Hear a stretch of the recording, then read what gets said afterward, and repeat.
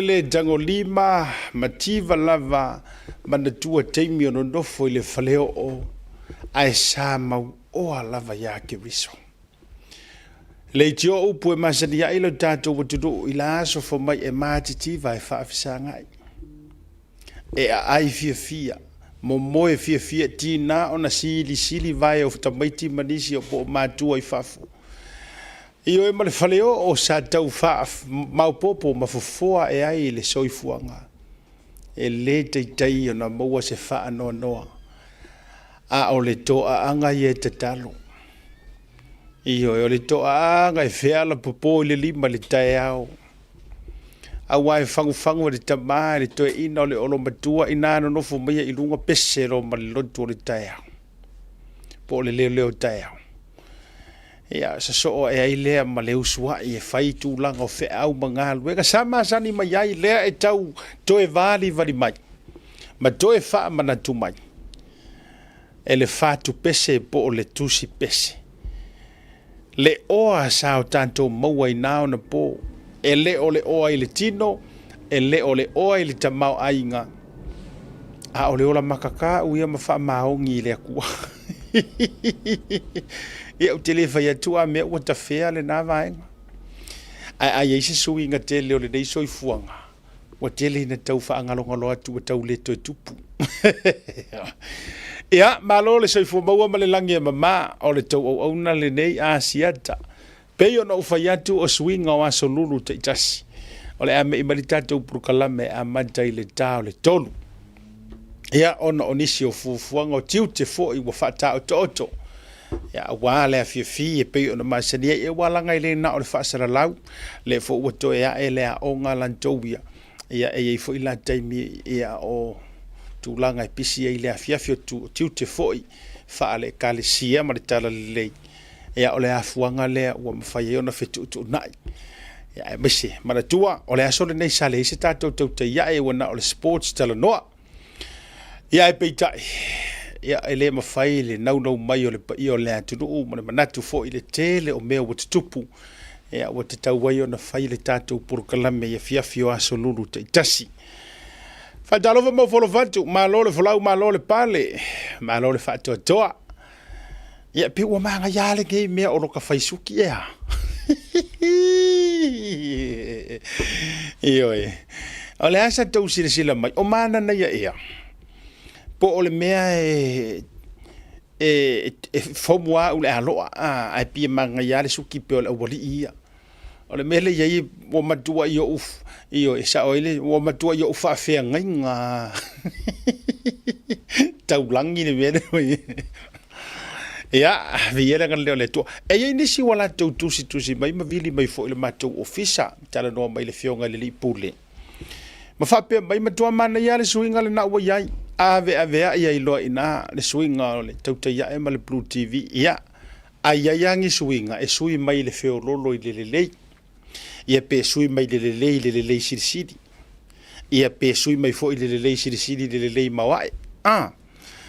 Ia e anga i lunga masava di vali i lunga. Ia whaaftaila le lau o vai atu to tele o tau.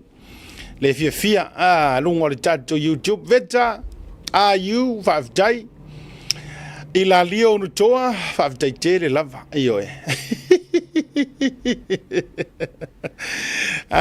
Tanga vai peni, Desmond, Bango, to tela niso tatou, Leticio, ia John, Yando, aluadua ia iranga. Ia delei, ia so sau dunga tatou Facebook Live. Zina Lennox, Seki Resuki, ngai keo ngomea o whaafetaila. Joria, very professional looking, I see so far from the get-go. Keep it up. Nice. Ia tu te lola. Wasiola le tiola kako. O tatou wale na. Ia tatia fo tatou aloa ia si fai fo ngi kako wa so wa le fai kako vasenga ile afiafi ma tatou wanganu ma tatou fa Samoa. Ia ona tatou wola ia se faile tūlanga o le tatou a loa ma le ula fala. Ia e more nei taimi lan tau ia o le tatou purkalame. Ia o le a tatou se e a iloa whapea. Ma tatou wanganga ia ngai lo.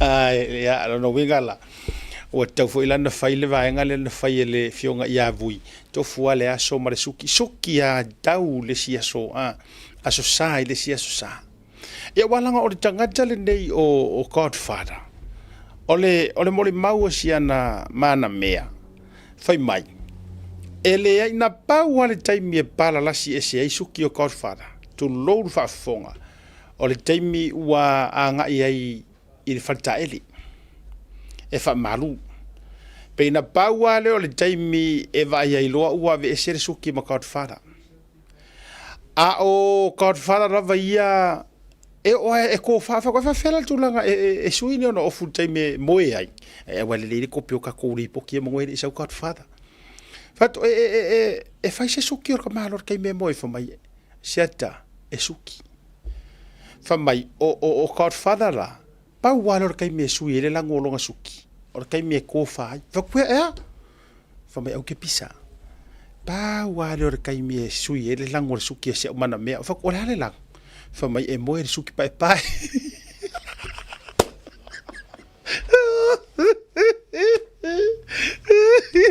ioi mai e moe le suki lango pai Godfather o vatu ea mai ioi pa wale o le taimi e tō wha ele tamalo ele suti lanu pai o fa pea e maka uki ala Godfather no winga ia wantu ala ele isau so faitala tu ai foi le amatanga lono winga ya tangia mai a bui ave le maka mai lono winga pe ya tangia mai e moe a wai lo moe wa sila fia Godfather a o inga o mai le vala au le taimi la valea wa halu ta pena no suki pai era no winga ma ko i va wa mangwede i o mai ngon por kala mea wa esele me o ye ma sa wo le alo ka fa so Godfather wo ye o le tūlanga la le na le wo wa ai ma o swinga le leila na wo ye se man to officer aso fo ye tai ya walanga o sunga e saunia ta sile tangata o le fo mo ma to fa fo ina ia ia ile tūlanga o suki ioi wa matua moe le matofa sa tau fe lolo le taimi fa tupe al taimi nei o la wa tu mau foi le full time fa loia ia mana tu la o loia e ala usu suki e o ya soko nga ia kapungi ile e kapungi ile ko te le ngi fa masingo ngai fa ia ai usu ai le suki okay o fo i kai ko o ngi loia ile sanga kari kongui iyo awa e pe wa fata itai o mai anga tangata leo asia tatina pe o ina wa fata itai o mai lava a e fie mawalo ia le la fatu e tau le vili mai a dia o su engi lo ia a o to fie mawa anga isa o anga ile mole manukau o inga ko ke mawai lo ia ai ko ke fika kula po se mea o le se fululu anga ile tasi anga ile uli ma fa solo tuai au to le mo le fare kofe le club coffee club i manukau to te mo o ile food court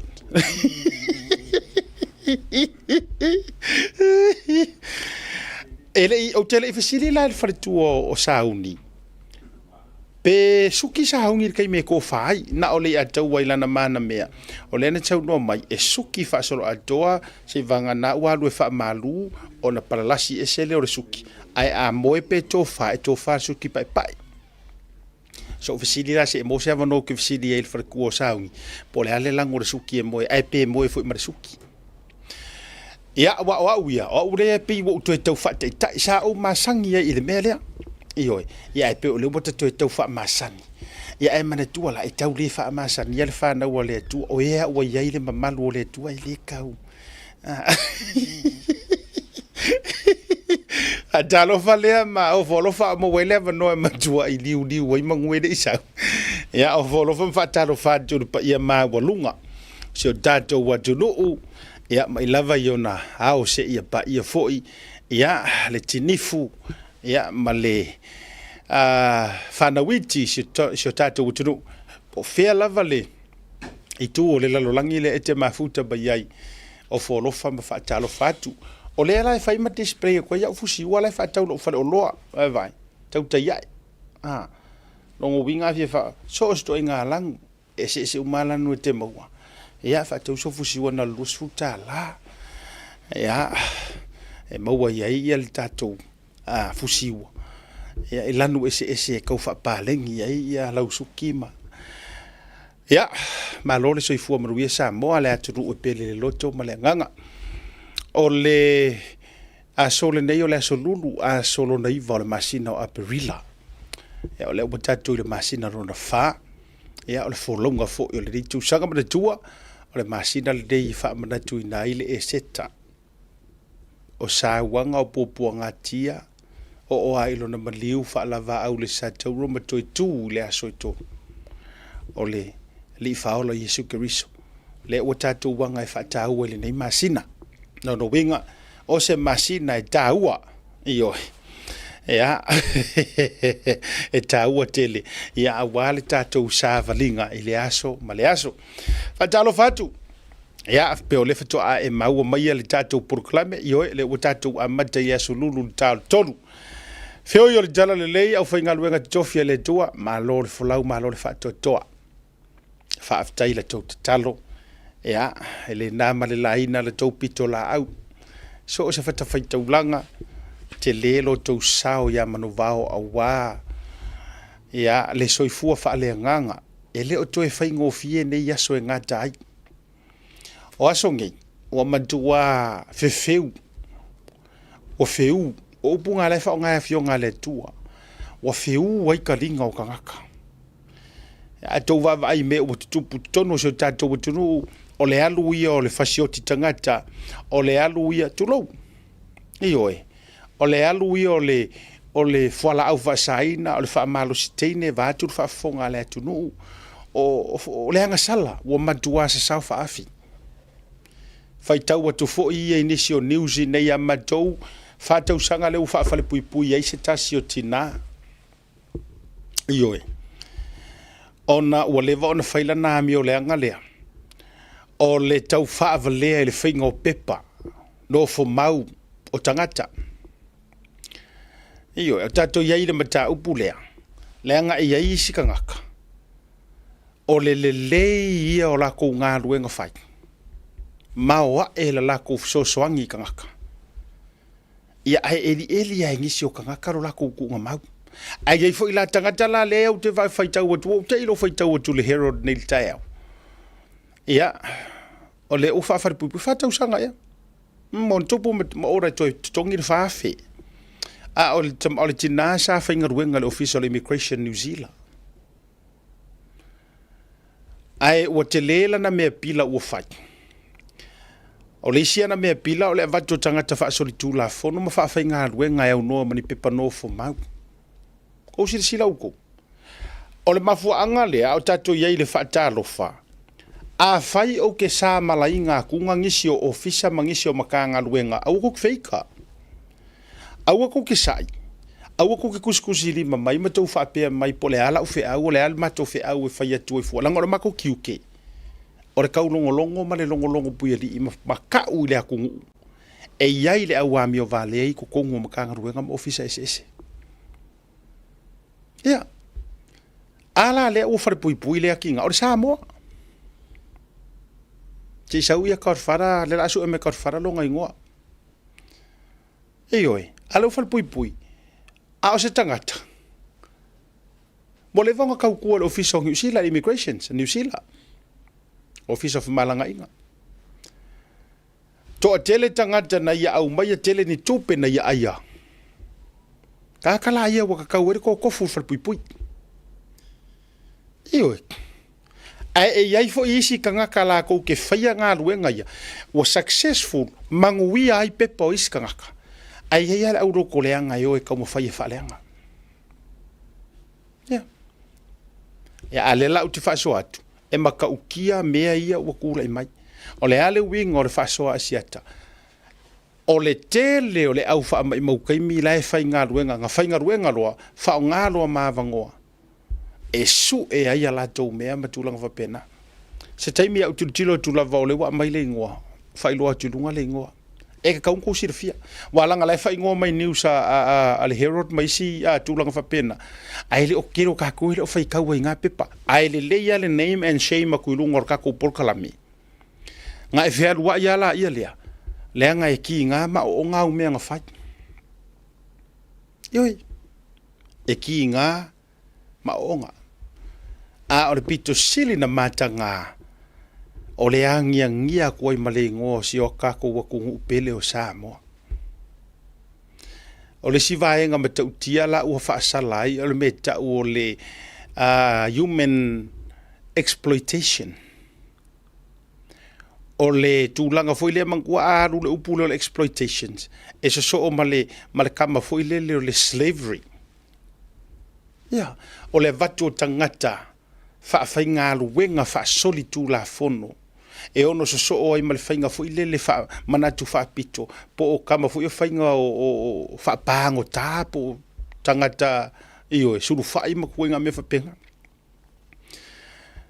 E te tele ngā luenga ma tele ia ma mafa ngā luenga.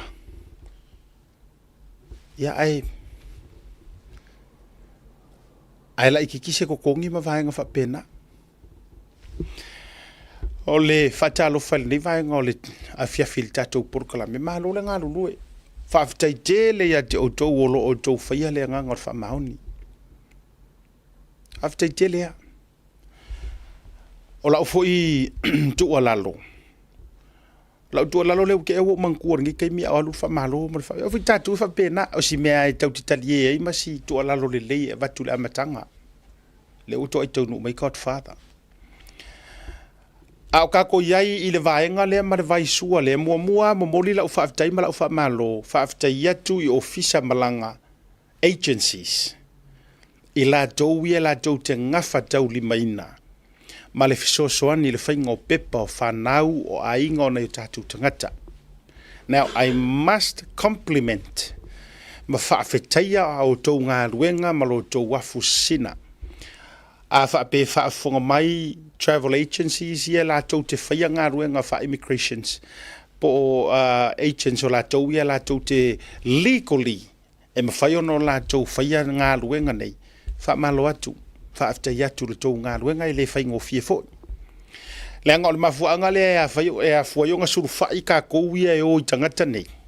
E la utara noa atu tangata le lei, mua. O le mafuanga le ala iong ka kou suru whai ai o. Le anga e ere kai mea le mawhainga ko whakumunga forms e tau te popole I decline ngi mea walanga I pei o le ute leo whainga mea. Ina ia auane I talitua lima mai le ofisa. Pe te ena, pe le kalia. So therefore, tātou te sa ili matangi a ngai ofisa ngai. Le iai nei o tātou tangata sa mo o nisi fo I o loia. Walanga I fo I ofisa loia. La tau te whātau nuina vaenga ia. Se aso uto e mai estasio tamaita I loia. Sa amata laval pokala mero tau te ia e sa mo fo I o maava noa. Tamaita I sofa ia siatu wha moe. Walanga I peye le lifa fo I lana au nanga I tūlanga o pepa tau immigrations. Ia a whai fo I o whaafonga mai nisi o tātou ofisa o la tau e whaia le au nanga lea. Ia a e mana oe. Fo I le tūlanga e whaalau iloa o lo iai special sa le tātou Blue TV. Ia ma packages e whaalau iloa ila o nanga. A o le whautuanga. O le whaafitai mua whaamalo le. Tau ngā patia ma le whainga inga o pepa o tangata. Tātou fo I tangata, aua ke ngau wawele ia. Ma ua fo I ke wawe ngau ma e avea lo so nga ngau. E le whainga o fie pe no whatu e le whainga o fie. Walanga i le skangaka. E ngā rua kua fia ola. Ai muso kongi piri. Now, o karango aku o le piri ma kua monga ma le whaafawhalanga e uma ufasanga mai kua inga meanga. Ke leo meanga ngo ui uma mai ia. So a ufaso aku la, o ke mala le leia what I'm talking about. E ye fo ikangaka nga o ui mai ai mua nga o le makua ai kupe ai le leingi whaingongi pepa. Yes. Ai se I avela ufa mua. Se I avela ufa mua ma ufaso mua atu. Ia I la tau o lo whaia I le nganga le lei ma le wha maoni o latou pili fo ilanga kaunga kongi lau pili o ele whaafonga mai o ele ke surufanga i kangaka e whai mea ia. E ka kaunga kongi lau pili. I oe. Ele e tatau ona tutongi pili po halava tūlanga. Ia, e fo ia le levo e ngā kaime o kukongi ngā pili. So, o le winga lao lau whamatalanga. Alanga ia le skangaka. E fia ngau e sau e whai pe pango fo mau ma sau e whai le mea lai manga oai. Ai moso kongi le pili. Ai ona mafuanga fo ilea nā fuai ona ele alu o e whai se ngā mea. Ma le ma whai ngā e kango e whai. Ona fo ele ma whai ngā e whai. Ai a avela le avanoa e te alu ai ma e suru whanga i tangata. So le, a o le hale pili e whai ko kongi. Yes. Pe whai le payment plan pe kongi. O le upu whama mawha, ko kongi. Leanga ia le sika ngaka e poko leanga. E manga o e maua lole me whai. Koe ka amilo i kua koe kiri ka ngaka lea. Now, o te le o whaasoa atu tangata whai tonga fiti, ma tangata ia lea langa pengo whako. E uma usa wai, a leu te tala noa, inai ofisa ia e kele nga, a ngalelei. Ai uma lo ua maua le meanga e manga oai. E ka amilo lo i kua koe kiri loa. O koula ngā leu ke whaasoa kuai. Whailere ia mea soli. Mana ia lea vanoa lea langa le ua whainga mai ai lea ki ngā. Kalulonga ia le wha maongi. Talulona le wha maoni. Lea la ua makua. Ia. Whawhikai ia. La ua halua ia koe kuringa ianga mea. E tusa olona le wha maoni mai maua vanoa. Ale ki o whai ma decline. Ola ukua lalo fo ile la whai atia autou ia whainga ruenga le immigrations. Ai mai sea Samoa. A o whafafonga mai o tau le porokala mele nei a o iei fo ini a tau alo mani whanau o ngi Samoa. Se so le so ia ko ki whamama whaaffainga ka mea. Please. So ia ko ki whaaffainga ka mea. E o ai le tau o mai o nei tangata i maliu e whaama vai o lato pelenga mama e. Oh, kau e kangua e ale maliu lesi kaimi o kau whaakari ale approvinga. Ia e approve mai wa umar whai poiponga. O la leo ngai koe approve ai. E iai lo utari tonunga. E iai le mafua anga nga whaamangu iai le akua i lau applications. Ma avei oe ke ngau ngā ruenga lea. E ilo ukari kongunga. E iai lo wala awinga. E leo se laki. A whaifo inga e alu o lo waka mai. Vi ia le akua leanga o le atua e ou le poko umama le malama. Ai awange ingalo ia o kou. E iai le mafuanga ngā lai o ngā filifili o kou e kou ke whainga ruenga i lea department pe awha pe o le kiri vahenga le approvinga visa. Visa malanga. A ole mele iai. E silia o ngā whainga o fie o ngā approve mai e ingikia o sainga o papalangi. Ia visa o le au Samoa, ngai lore whaafenga ka fue o ele ke ngofo kongo le immigration. La me ki whaafenga ka ngai fua mea. Eoi. A tau si sila le lei le au whainga o le mau Asia, Asians leo mai ko kongo ngi usila. Ma tangata mai o mai e maa fua o ngā kumu mai le anga la fu e anga o ngā i o lako kangaka i kongo le immigrations. So le armele iei oi. Se ua mai mau fure kai minga e lako i fui kuku. Ai mai se la o ele ua lako fui kuku nga e lako role e wha poro kiki i whainga o mea. E ke whai au mea e mau awe. Ai la o ele mau ar finge le whakausanga. Ka alo. Le almele ua iei whakausanga. Whakausanga whan pui. Awa lava ka kou ke whaiange mea. Mo kako songa ka fili sau ngoa e sola le amio leanga ai kurilo inga. Ia. E o kala ko inga ele se e au ngā konga fiki ai le umi. So ore tua lalo lalenga le avaku mo o kou e whainga ruenga i kongo le immigrations. Whaingo fiera ngā ruenga ngai agencies. Le o ka kalo aku. whaafaingo fie le ngā ruenga a ngai travel agents po la tau le avea o ngi immigration advisors po le alava lo la tau mole whaafaingo fie o isi ri e vakuri e kuri mele mariu ai koe kapa wangi si pepa ko ge manga nga o inga avaku pe poki avaku male aso mare kaimi family service vaku male so tanga o whanau o mama se o ngai ke si le fia o le isi mea ele au yele mala mala mor palangi faku mua e oe le Samoa ngai ke mala mala mai le Samoa e oe ne winga nga la ukala o le mafua anga nga o lo vala awinga e ele me ele au ele mafu fo le palangi ele mala mala mai ka ku kasi alo kiro ka lo fai ia no winga langa lai teui o ni usila lai teui Australia ia no winga fia ole a inga kalo fa inga grand kids i o fa kofa si o lau fa kofa la inga lele ia approve le visa le approve le visa a overstayer kanga ka masau masola ele ku ia o ele iso sala ia le ngai po le malea ele aia se ako o soifuanga po ai foi kanga ka fa mai e sau mai Samoa e mamao maso mafau e sau ele ko fie foi ai a sau wa ingei o paton wa ke o mosa kenge mosa kama pe ofa ye se nga ruenga maka ukia kusa mo nga skills me ai a sau mo foi ele se falta o era nga me that's not your problem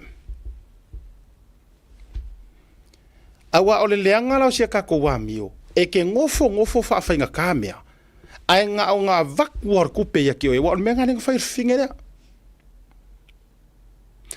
e ke fa nga kama e fia kengi ma e fia kengi ai nga va ai o i makor serengi ke ia le va viola mingo o visidi o fa maungi nga mea o so fa maungi me nga o so fa maungi le ai ele se fa maungi mon manga o mea mo fia fai kupi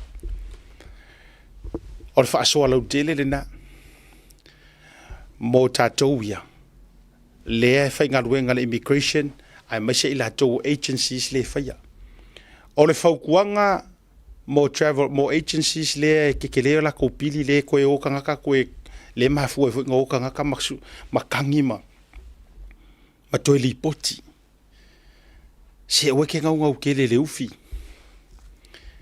o ke ngau kele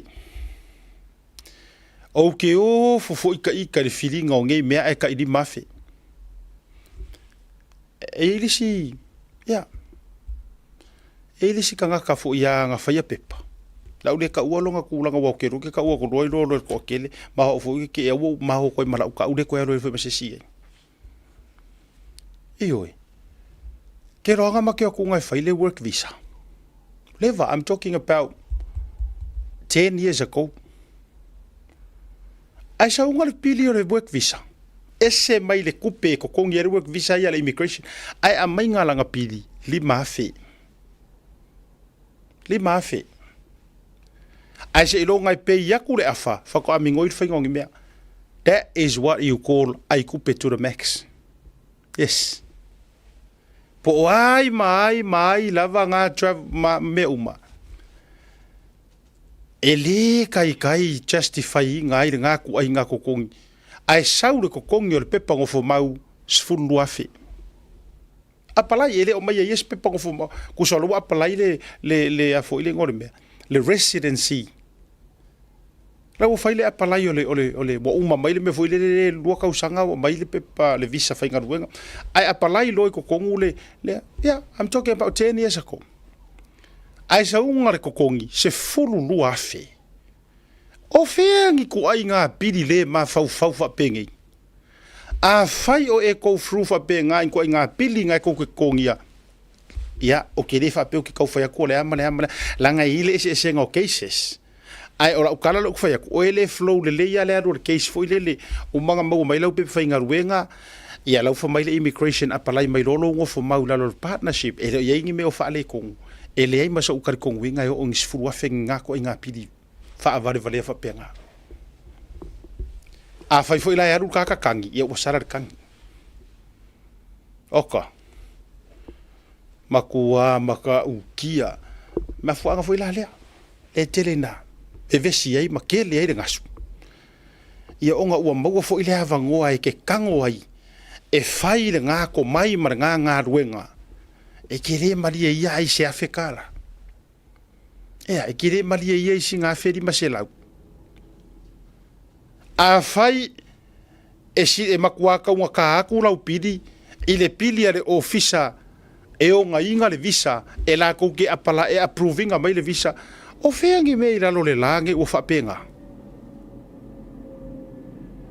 a sausa se furu a fere immigration a whapea mai ia ke au e moala o karikongu e mpole hafo i kaunga ka e o ngoa kulou e kokongi leanga o kangaka kongu haya lau ke a mai le approval a ole mele sa ule pili al immigration e afe e fase lau ai sa ula pili e sfuru afe a sele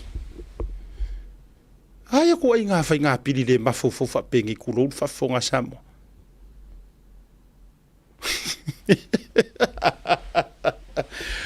o i lea e mafu ai ona tele le fa alu fisasi ma oi ai le ko akele o ngai kangaka ai momodi ala fa fekai inga ingisi o ofisa malanga po ofisa fo ie fai pepa no fo mau le immigration ma visa o lo o lato ia e fo si ma e chen lai ma ki fa nganga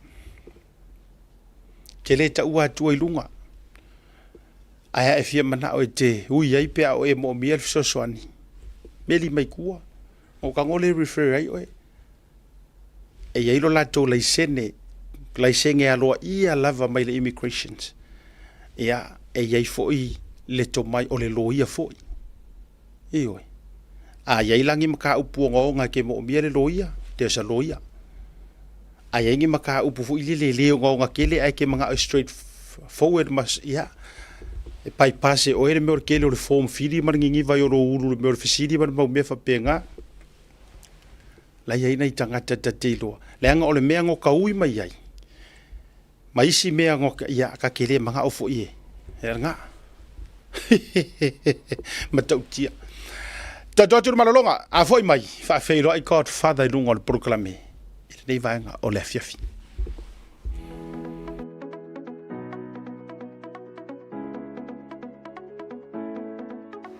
Hey, have you signed up with BlueNet yet? No? Well, let's fix that. Head over to www.bluenet.co.nz and hit Join Us today. All you need to do is fill in your name, date of birth, phone number, and a few other details. This helps us get you set up faster. We'll also need a photo of your ONT serial number and your modem. Not sure what an ONT is? Don't worry, this is what it looks like, and every house with internet has one. And make sure you have a valid ID and a utility bill or government letter to confirm your address. When you join BlueNet, you're not just getting fast, stable internet. You're also supporting shows like Tautaiae, Breaking Waves, and Sports Salanoa. Your BlueNet subscription helps us bring you more content. If you sign up this month, you get $10 off your first 3 months. If you have any questions, call 0800 258 638. Join BlueNet today.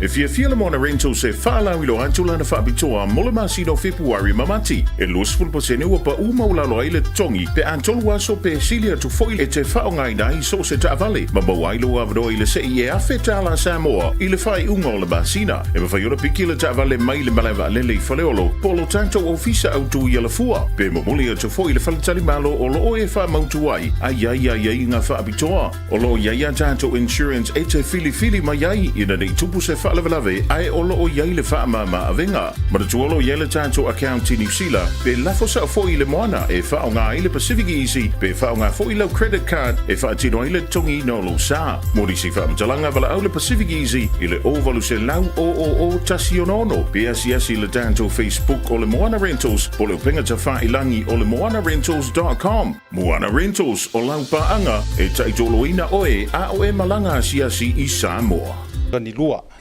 ia o le wailunga le proclame le sunga ia le ataua madufui Nielsen Peterson Godfather pe ona iloa ilunga le proclame le taute ia ma lo le soifo manuia ma le langi mama Now, the Kaling and Kua and Akau, yeah, for a far for Bamblai, Marosa for more than Ma, yeah, Kupura, Pafele Apurgate, Kula, Piafio, Malanga, Fifia.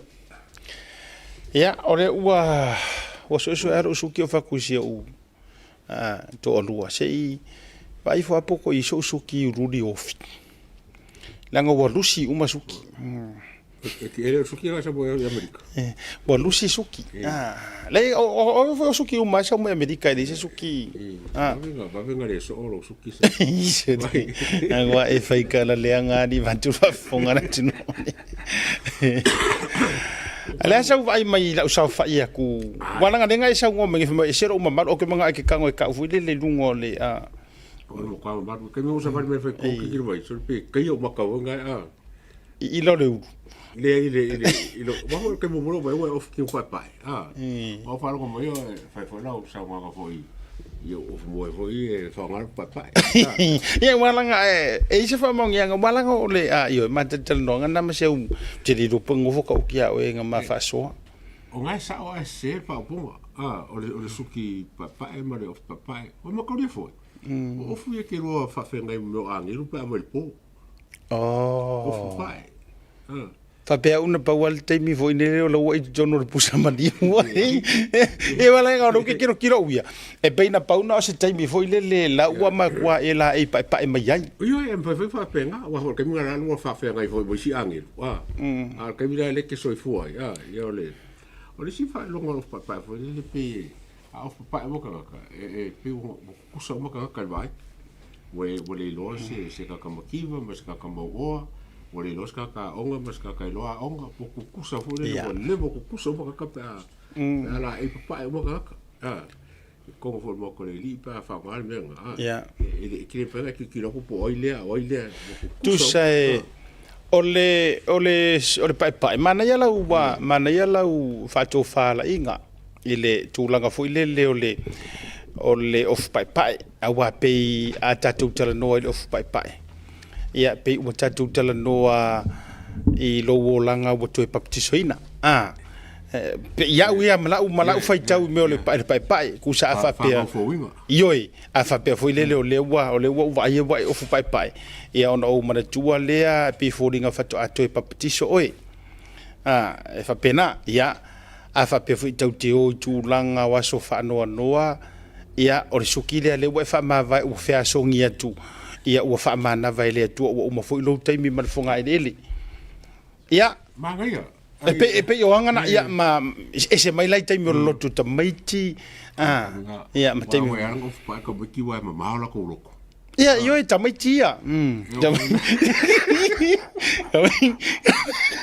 ta maiti ele fisini ngia ta maiti wa langa ele o sa pe mo sia so sa tanga ma o ta maiti ai o ke hola ke li pa o fingal of pai Pi fin kanga e fai se kala foi le pelo po se kala le po se kala pi o fa pa yengo so wa ele ma faina e toenga ngana fa pena ono o lo fefele ofu ai te o fefele o fa ma marui le langi le langi okay alfa tu langa wo te ina o tala mai sia o mana me fa mai e ai to fa I lo suki pa fa pena we Pon me o kau yese me o kau fufu e. Ka me o kari ka angel o ka o angel o ko ke me angel. O kari e fari. E mo kari fari. Wa la poka la. Wa la poka la. Ya nga. Ma lo pa e kari fari nga. E wala nga fofo. E flow me ma fofo, ma fofo le ma fofo. E saua. E wala nga le fa mai mau e fo ya ngelu e fie le uliuli. E sao. Mo ki Apollo angel wa foi. E lui ko nga angel wa, o angel le e papai, o angel langa ya funu. Ala nga angel le ya ile sunga ya ma wala nga le fa e fa pe mai mau o yo se angel uliuli. Ala fa mai e fo ya angel e fie le uliuli. E wala fo angel uliuli fa ko seu povi.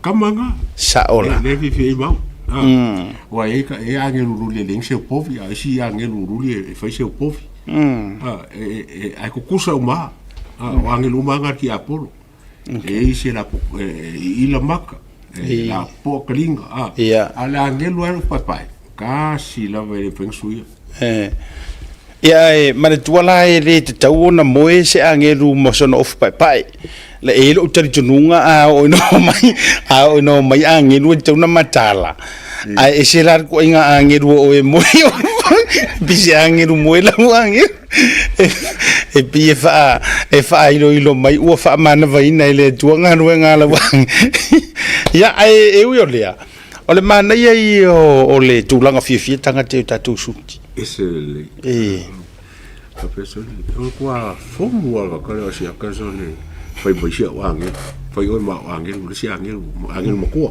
ia aka mai ke o ke so so mo ya oi aka fa mo fisa o so so ni mo ya ke au yange ia mana ia taro si o le ale ya ruise si fa no ngai nei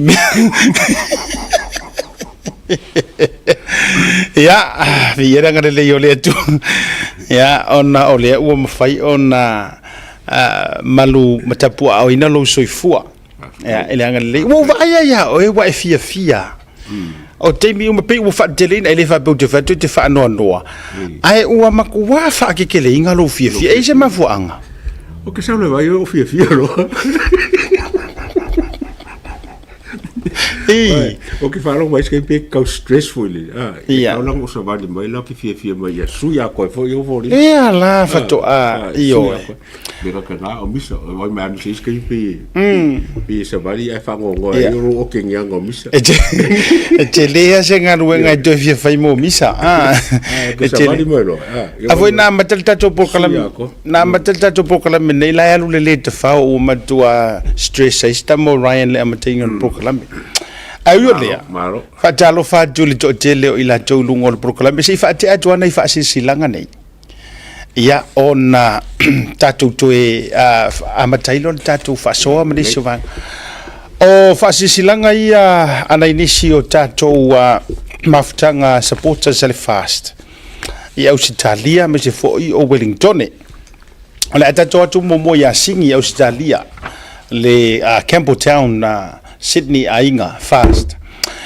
fatulo yo pa ia Samoa mai saua se ia pa ia ana lenga ile usonga tu mo mapule tu au mala taua ainga di taima va afona ti wale fio tama mo la tu ainga foi mo la tu tama a o se fa fonga ia suomre vai fanua fo mai tu langi sa ole masale au mo de lo niu de salua to tol freula matama no tele fa tulo foi fio yo le tala le lei o lo fa fale le malu ma fa fale turu ia so se fa fai tulanga ona o le tu mo na fenangalo fa malo le soi fo manuia ma le langi ma via le li e va se sila lo ya tu ai bolo manga fa ma wono lunga ma wai va fa le fa tu ile tu sa mo watasi o le aso sa o le va ya so fo le tato fo no tanga ile aso lua se fulu a perila lua fe lua so ma lima le tu lai lima ile a fiafi fast Sydney ainga meeting ole sa ele ole sa la ngi la sa ngi ole sa yo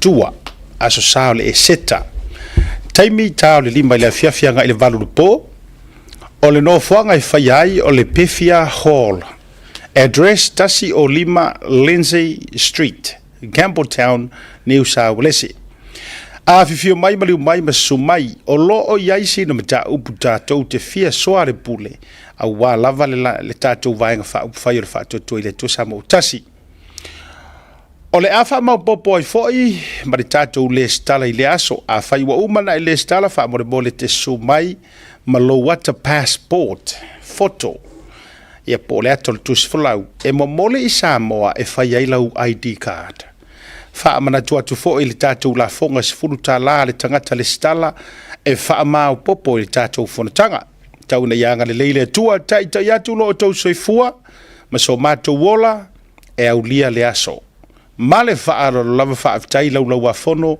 va Sydney ainga Campbelltown tai fono sunga ya suruape niko suruape sui tai fono papali lau maopo tawai ia ma sunga le felu tusi i meleta aluni ia fa pe ma le tupe Perise Vincent ia ritato facile silanga lea maile ainga supporters po le matafale I ale fa Sydney Campbell Town. O le isi tātou wa whaasirisilanga e mai melepone. O le ainga o le whaatuatua I le tua sa mo utasi I matawhale I nai melepone. Whaasirisilanga. Mo le sui restala uma le ainga o le whaas melepone e fia whaia sa tātou whaatatalanoanga I le aso whareile nei. Aso se furu maritasi lo no winga o le aso whareile asau nei.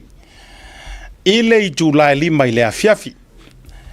Se I o tātou soa le pule matala noa e se ili ais tamali e vea mataita I fono le tu malo vai maunga mua e au fio ai whangali I vai lele le tongo lauli. E whai maleo o le tātou tu malo I taimi o fono tele le ainga o le whaatuatua I le atua sa mo utasi Melpone. Baliu mai matala au mai mo soufina ngalo whaalia. No fuanga tātou te whelo iai tolu sumare tolu Anna Street, Zane Alban, Victoria, tolu olu tasi. Wala au mai au li telefoni masani o wha, o lua, o tasi, 5, fitu, 5 tasi. Whaavitai lava, o le tō wha tui vasa, Elvis Molly. Ia, tātou whaasisilanga le nai tāua mo o tō Melpone, na ua tui nā tui lunga. O le isi tātou whaasirisilanga o le vaenga o le matawhale I Quincelani. Whaasirisilanga lo ia Northside Brisbane. Membership registration for Fast Samoa and Fast Queensland. And registrations online for general election luafe luasfur maleono. Awalo malie le seunga tamali ai o I fariseu le tapu inga ai o faatulo watu malea vatele ona o sopo le mruvale I lau faafonga tapu I Samoa I le deitu lao leaso au le nei faasirisilanga po le faasalaunga e faasilo tonu I le mamalu o le atunu o lo afio malala ta I Brisbane Northside ta wala le vaenga le Northside ai maise I la tou o lo langa o lo goina le Fast Party a inga. O le awhaia le tātou le stala mo sui alo ia le Fast Ainga Samoa ma le Fast Ainga Quincelani. Whaatasi ma le stala online o la tou uma o e fia palota. Mo le palota tele Samoa General Election 2026. Wha mole mana o mia tou IDs, driver's license or passport. O le aso e whaatau nui nai tau e taua vanga le aso suma le lua. O le masina le nei lono wingo le asto na I leo le aso nei. O le taimi o le tau le lua I le afiafi. O le no whanga Maotafono Samoa. O le address Centre Bailey Road and Bayview Terrace, Deception Bay, I Quincelani. Monisi wha mtalaga whaafso ta I mai le whailau tusi le fionga e angaru malemana te hila silao le manga. O wha 5 fitu o ono 5 5. Administrator fionga ia whaia nuu Anastasia McFall o wha o lua ta sivalu 5 lua fitu. Malo wha alo lava o le fionga le teitei fono o le matua ia au peipei nga malie tapuala ti wha le lei. O le wha sisilanga le na. Ia ma le wha sisilanga e wha iwai. O le whaasilesilanga a le si tātou matawhale fau mai I Wellingtone. Whaasilesilanga le nei mo o tau Wellingtone, a inga whaatuatua I le atua Samoa o tasi I Wellingtone, o le awhaia ma whaataunuina le tātou whonotanga I le aso tōna I nei, aso sfuruma le lua taua, aso suma lua perila lua filusu ma le 5, mai le itu lai se furuma le lua I le awa uri se ia o atu I le itu lai wha I le afiafi. No fuanga e whaiai o le Cook Island Community Hall, se furufitu Bedford Court, Canaans Creek, Borerua. Taua tele, ia wa o tau lo whaafonga mai, tau tua nama o tau nei tātou whaasila silanga nei. Ia I uma e fo ia e toi meli mai a tia uma e toi fisili mai wha mole mole, a e toi fia mo mia tātou whaasisilanga na o louto e alua I lunga o tātou live. Ona e sila le iai. I taimi e tu ina tuai. Ia. Le a taua mana ia le wha mau puponga mai o tātou supporters. Ia I maangai. Nga whaafukai mo ngā puilo aenga. Ya, o au kilani. Sa yel fasi silanga o le titalia le toe so tai mai. O le tofa I le pole fetalinga I vai fale. Vai fale. O ia o le autostusi o le maftanga I au kilani nei. Ia se taimila e toe so tai mai ai. E fa ma oti mai wa o le fo I le loma le feilo inga fo ia tatowi au kilani. Fast supporters. To tele la fo ila to lo ofisiri mai ia a fa fo mai tato committee ma tato wa matafale tele au gilani ia fa o mai tato fa silanga ia isi taimbo le deva yaso e fa ilo atu ia tu langa fo e pe na mas ia le gata ilo le stala sia mato vaenga ina le no o matai mole misa pe atu tu I fo Washington e ia ile la to le stala e fa tau no ina I le aso sale nei aso sala so nei pe ia ona o to e fa ya tu ma fa manatu atu pea ia o le la to sa ili mai misa e to e fa arwa tu le sita tu malolonga ia o to te popole to e fa manatu ai mo o to mai Washington ia ma tu foi o tato fa silanga ia e repeat lava mole vai so atoa o le si fa silanga taua o le feilo inga tele mo le si tala I le motu tele I sala fai ale ainga o le fatu tua I le tua sa mo tasi ia o le vai so le la saungi wait a minute we'll reconfirm this for the weekend ni vai so le I think on the weekend ni on weekend le nei ko confirm la to more confirmations pe ato fo I mai malolonga ya me file man ia le send mai o le tato meli tustusia ina ia mafai ona tu inantu il tato producer ia misa ia enati tu mai I lunga ia e fa manatu walanga o ma o le ngo yo le maufongo le longo mai ia uma enga o fesuia ia ku ia so isi meeting ai le ia le au mai o le fe tustusia ona so ne tu le lungo tato proclame no o matai ma sa mo tasi le o mo mai o mo wa Seattle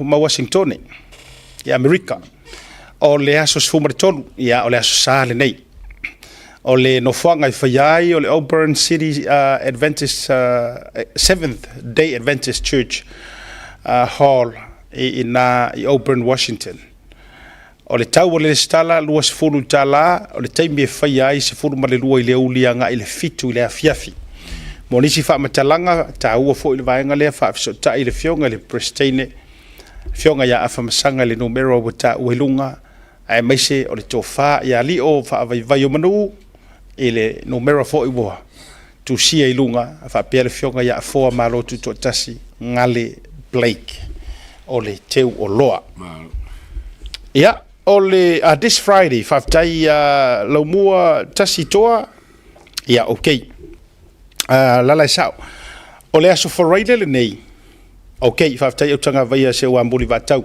le lo confirm mai yes ole aso foraile le nei aso suma lua lo no winga the day after tomorrow ole a fai ile afa ole iva ile mauta tele I sale lolonga ole a pita pisanga afa ole iva ile aso foraile nei e taua mo le motu tele I sala fai o le tato ua vanoa lea a fifio mai matala mai o au ia lango lango sua I tele stala manatua le ua vatu le tato le stala tele fai I le aso lea aso faraile asau nei malanga atua tua I le fionga le teite I fono masui e to alua se fulu o le ainga o le fatu tua I le tua sa mautasi fatasi ai manisi o sui tau va o lea ua mauti noa malo ia I lalo le whaamalu o le whaatua I le tuasa mo utasi e tau te whailoa ai whai ai lau le stala e tā ua foi lou susuane e te whesilingia nisi o vaenga e te fia manino ma malama iai te lela le whaataua o le whailoa inga lea ia te iloa o nei nisi na o tātou e se vaenga te fia whaapopo iai whaamolipoli ne wharinga mea ngā ia kāsia ma ukangia po e kako au supporters wa nga fai lo ku me o fai ia amasa ni skala i samo ke foi a ko longo mai ia wa fai lo ku me fai ai male mora se fai ai as fai ya malo le no sai malo le fa toto o le a mau sina pai nga fo ya ma tol tatu mo ile malolonga pupule se ko ka seki le ia ka ko bele mo le ka fa le uri ia le wo mai wa ko lu so mai ma ko mai ma tatu malolonga a fo mai to fa wo tatu proclame ne vanga le fiafi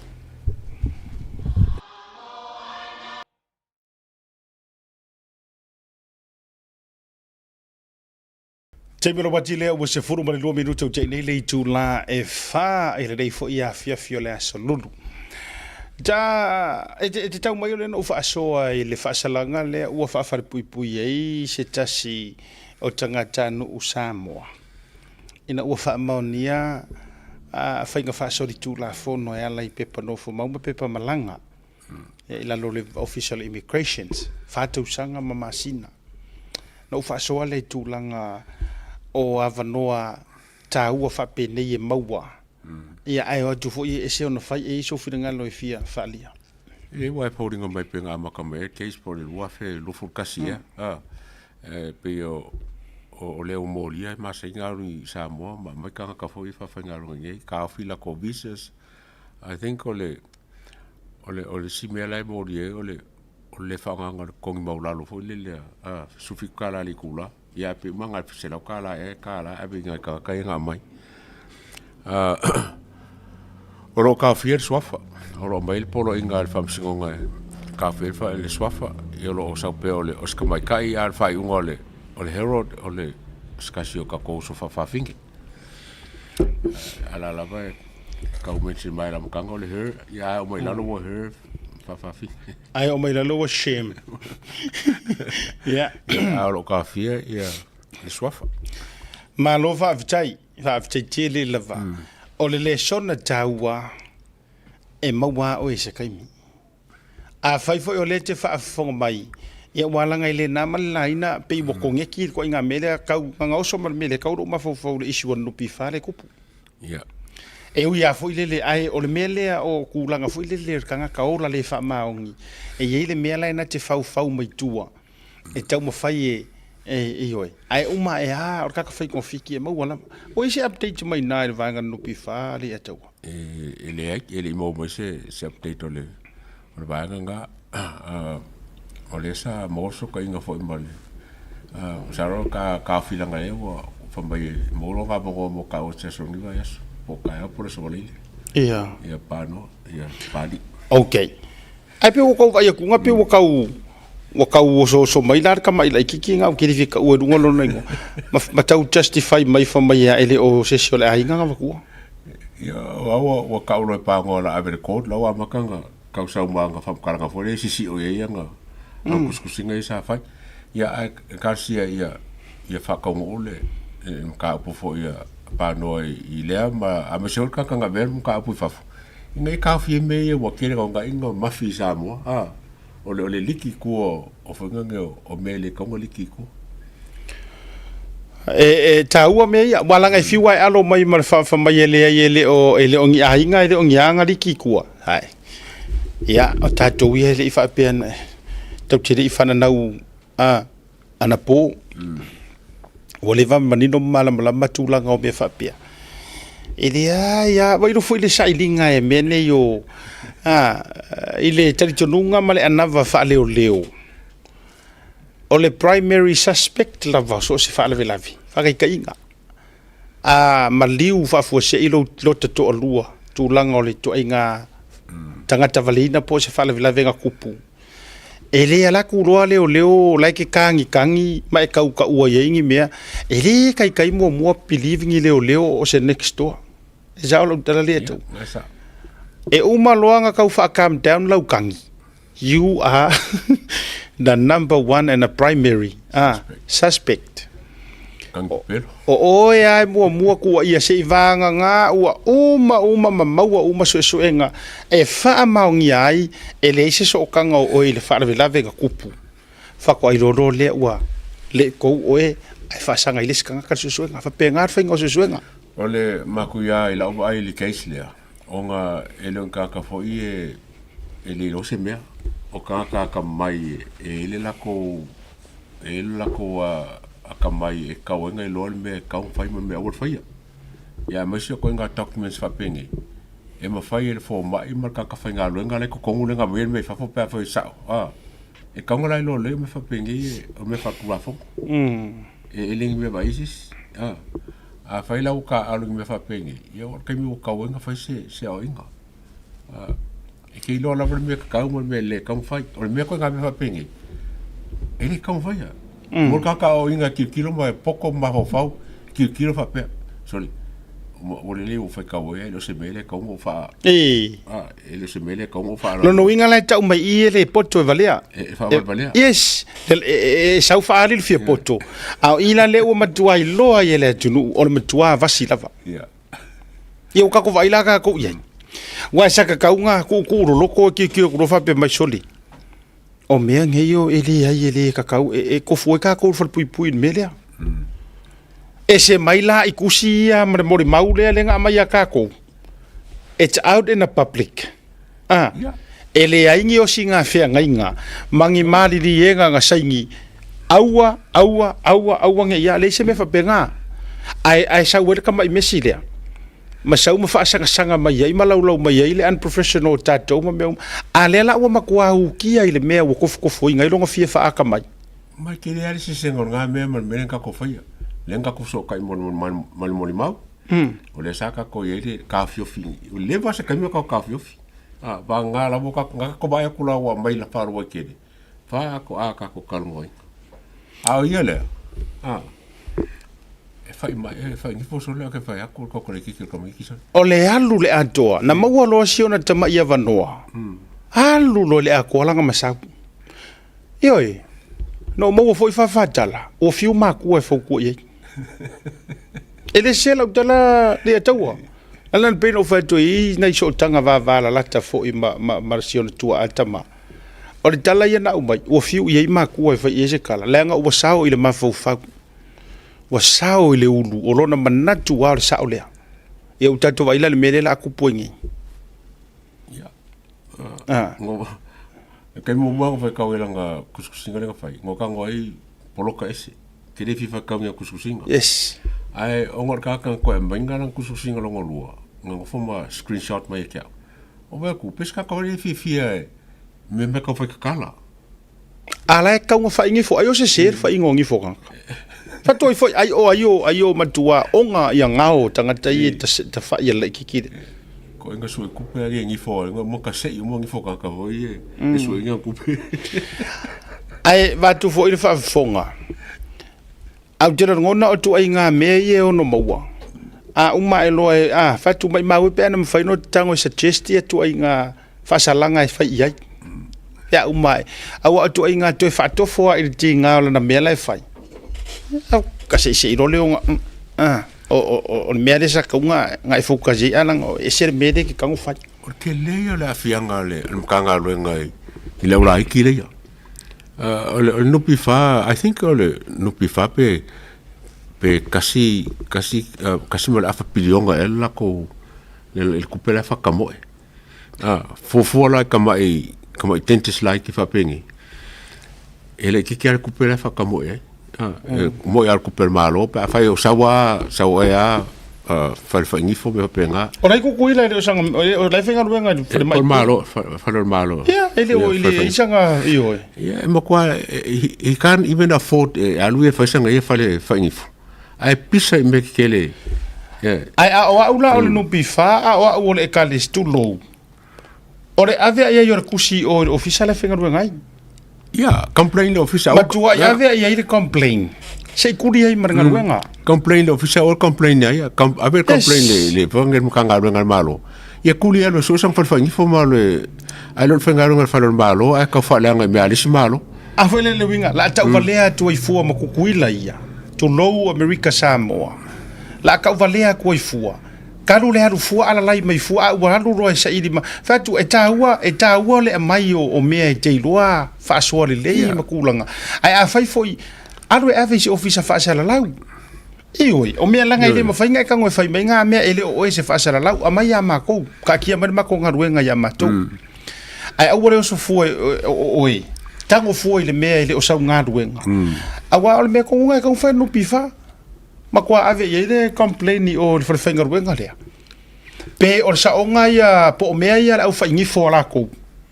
O le ka whai o ngifo, ai kau wha leanga, that's defamatory. Yeah. Ma kua whaleanga ia le no pifa, le ngaka i lea, ka lofa si ka lofa si e ka lesia. Le ngā o kako, e ma maere ka wha i o ngā furu le ia taua. E la ngona fo i oe pe a o sauloku. Po lea ma lea, lea ngai, se e ki karikongu a oe ma e mamapu a oe lauka po inga. E mangi ki whai o kingo wa e isi au whasa lau e lua sa, whai elu maka apulawa le kasi. Oka se le ma ngaku i langa whasa lau mar kulanga rawa ye. Ai whaka amainge e lunga. Ia. Ia kia ola i o whapea, oka le aroka kaso le a. Wa vea lava ngei mea o social media ma podcast le ia whai wa kelenga amakanga abuse ka ngaka le vangoa le. Sa kakau o nga momoe se soka inga ma pānoa, ma se soka inga ma le kalesia. Ali ia lunga on kwa te family fo o langa ia whaasala laura koi. Fer, kakare e peuru po o Ngā. E fau la wa vai aku ia. Ke le le ngol pokalama pat nga pasi mereka kai kia u ia. Ia meo ki kire i le sole. E makau ki fo si anga sa inga sole. Ia karsia e whaasanga ku ia le fokange ia le lokos fiku male makanga luenga le anupi whai a o konga. Ia te au. Leanga ole me fo i leo lo tu ua vanoa, ma tu ua vanoa, ma wha mangalo. Ai risi kaimi. Leanga i le ma whai mercy cannot rob justice. E le wha oa fo i e le alofa, kungoa. Le whai o le ami o kong. E ire kaimi e ke kūla i ai. E ke whaasanga i ire. Peila ole, no vai e tō, wale vana whai le ami o le ala kiki lea. Wale vana whai, wale longa, tusa na oso loa whai lana ati waramangkua, o le la to awa o nga umai e korisi. Le iai ma le loia le li lea, le ngong ulongo o lua, tu lou lea le alo o sito ina ia sa vea sano marifa le onga le observer. Le ala wari le li foi le sai le loia le sai office of inga palota. Ala ko maia. Oso le ma le fa ngofi foi le tang ofi au mai lunga me vale la kiki le ai lungo le observer. Wa foi ona ku fa kengi e kai mio a o tu lo le ka uri la to tausanga ia mala to me ye fa. Le la fa ngofi ia nga entertainer nga foi ia marong ko rua ma ta vale tu ai le ngo le newspaper. Ma fa sa wa ilunga kuskusinga ia. Ia me vele le fa ia fa pea o fa ia o mana ia. Nga sanga fa ia le. Ia ka ke fa ngoi wala nga ai fa pe foi le o ka ole o le fast ka ke le o moi ka ke fast, but we always fair. It's an issue. Fair issue. It's an issue that America makro ba nga ia. Pe sang ka foi fa pe. O ia la ko la polasi se o le HPP polasi me o ai foi mai. Ia fa me le fikawi. Ia oangi pe la tana le te fa so la vale a taua. O le matua pepelo ila lo le lare ngei. O le kusikala fa mai o ia le porkiki. O le makua nguku pepelo ia la fai kula kala. Wa fiangi kusikala e alo fa mai le porkiki ku me fa por ale wa sa nge run le seri. Oi mo mai. Ale wa sa nge mo el porkiki. O fea la nge me fa mai ko ke le porkiki ale ko ka mo i mei. Melo te fatu i so ia tu te pepelo ma tu ole le aturu. Iyo.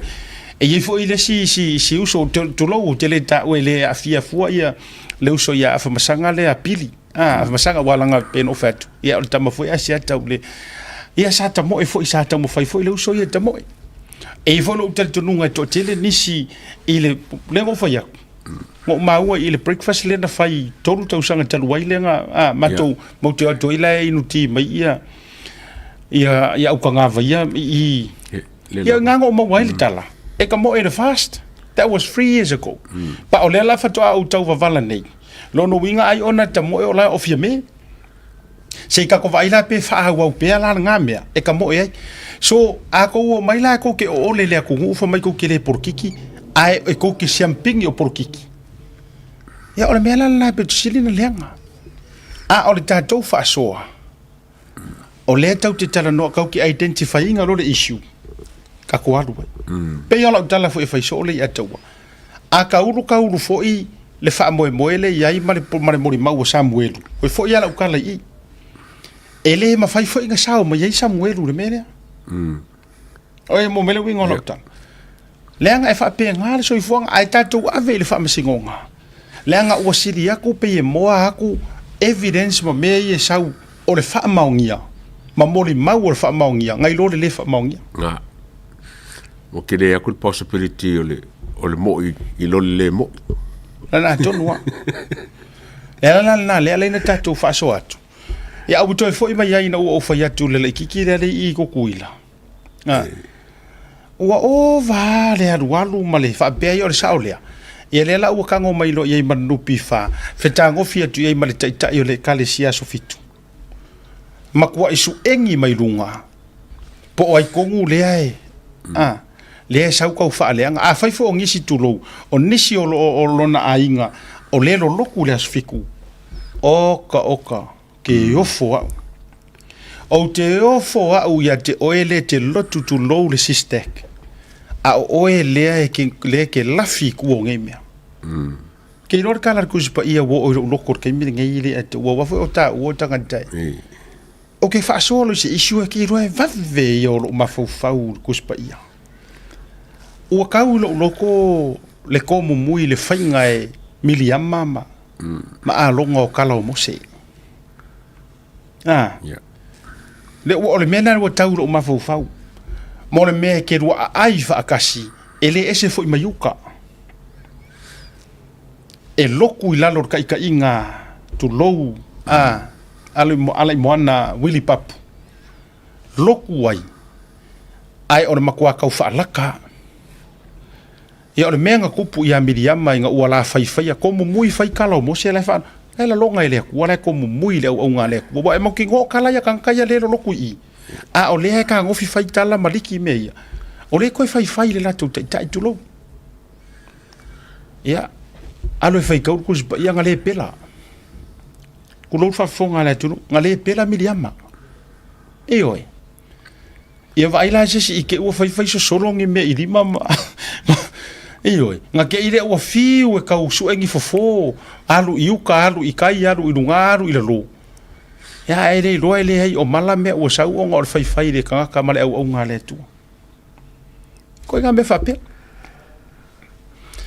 ya o le isi vaenga wo mana o tate fa so fo i e tau te ye ni si issues ma si vaenga na e a kama cross le nei fo ya so ma tu langa sa mo pe o le tendo me le wo ni e o le ke ma fa wo i se ka ma pu ni so ya o se fo ia me ho ka ki lo fo le i me o appliances fo nga ponga me o ki lo ku ngai ile mo fo ia ko fa fo ingo fa ko ngo fi ingo me o me fo ia ma electrical o lea o e fufa for malo e fainga replacing issue o equipment appliances o fa kama ia nga me fo so nga fainga ele se o iso le va ko ele ka ya nga yo nga me wa nga o po e ka mai o la fai ele fai ia e ponga le o me lo ko ile la nga il malo e ko sui me o fa nga inga ko impusa isa po air conditions po angi me o e ka fo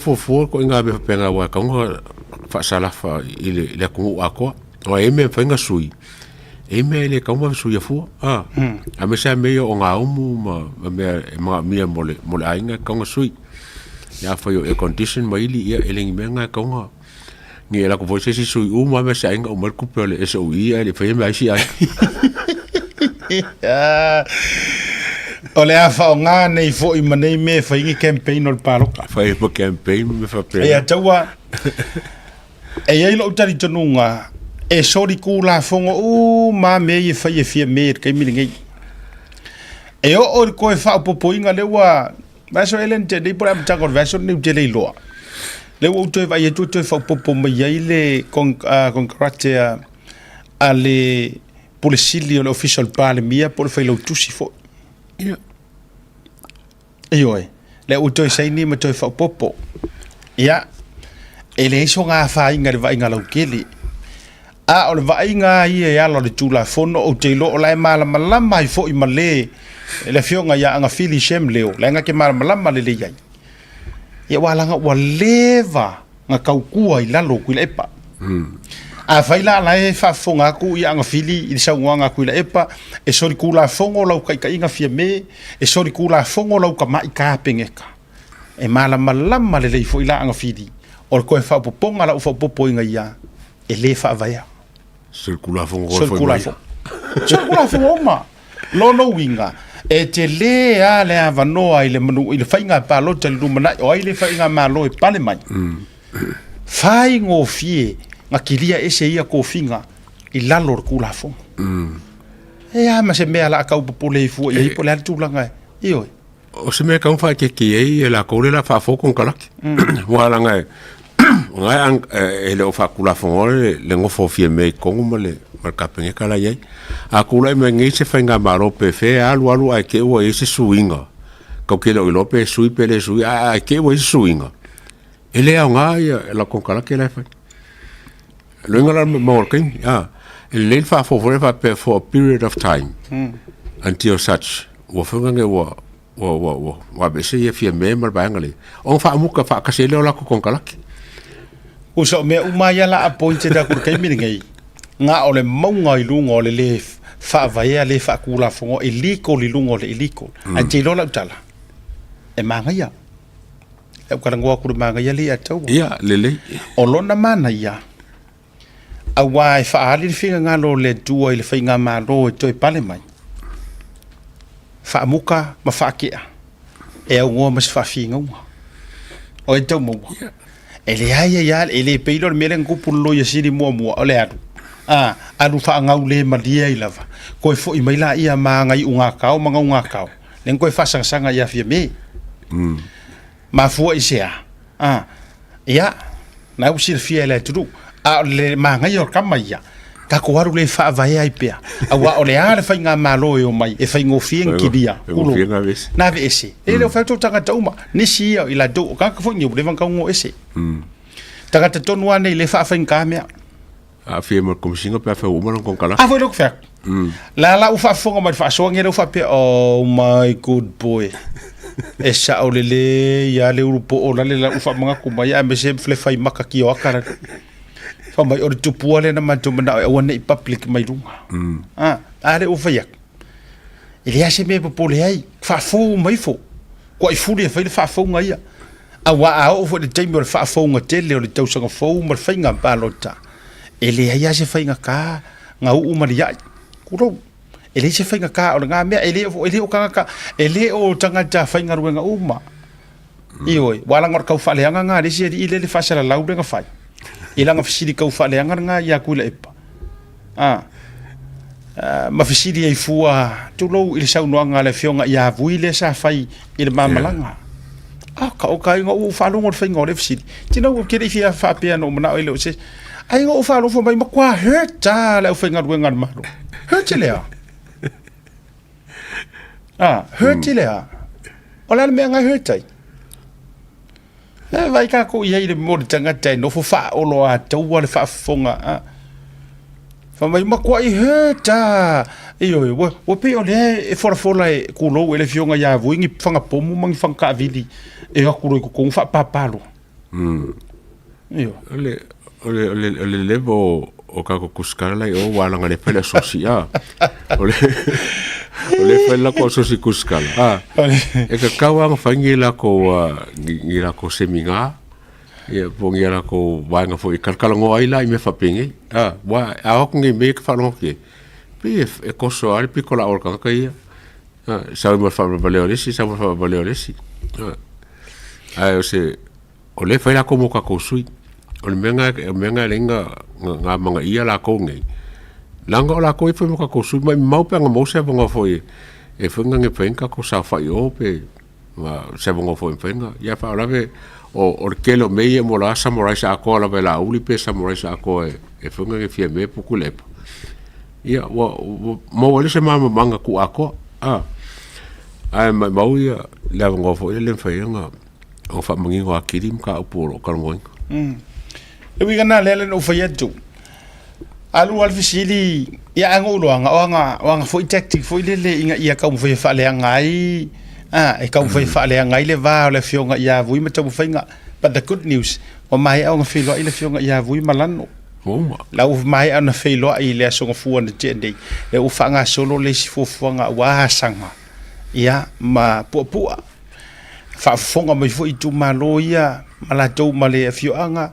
o ko sui le nga sui ko nga ele se kanga kai ngau ngi me ele o fayangi anga fale masingi mangianga pisingi si mangiang kongkalaki ongo ngi me ale malo eyo ar tanga tai mala malama I loto manganga ai mese o le struggle lai to tonu I tu malo ia o le tu na le ele ai ma se me ala inga ka ko populi pe ko fa fo pai mala fai it's a normal routine e ui o mea o malai ka ngoi le limo fia be malanga vaenga ko o ngor ke miningi e sori ku la fongo o malava yes o anga decision making o a uma mea yanga ya faia e fa sori ku la fongo e o foi le free visa lia asainga la fo e fai wanga kupur me le o la o saingi mali nga ila lor nga wa esi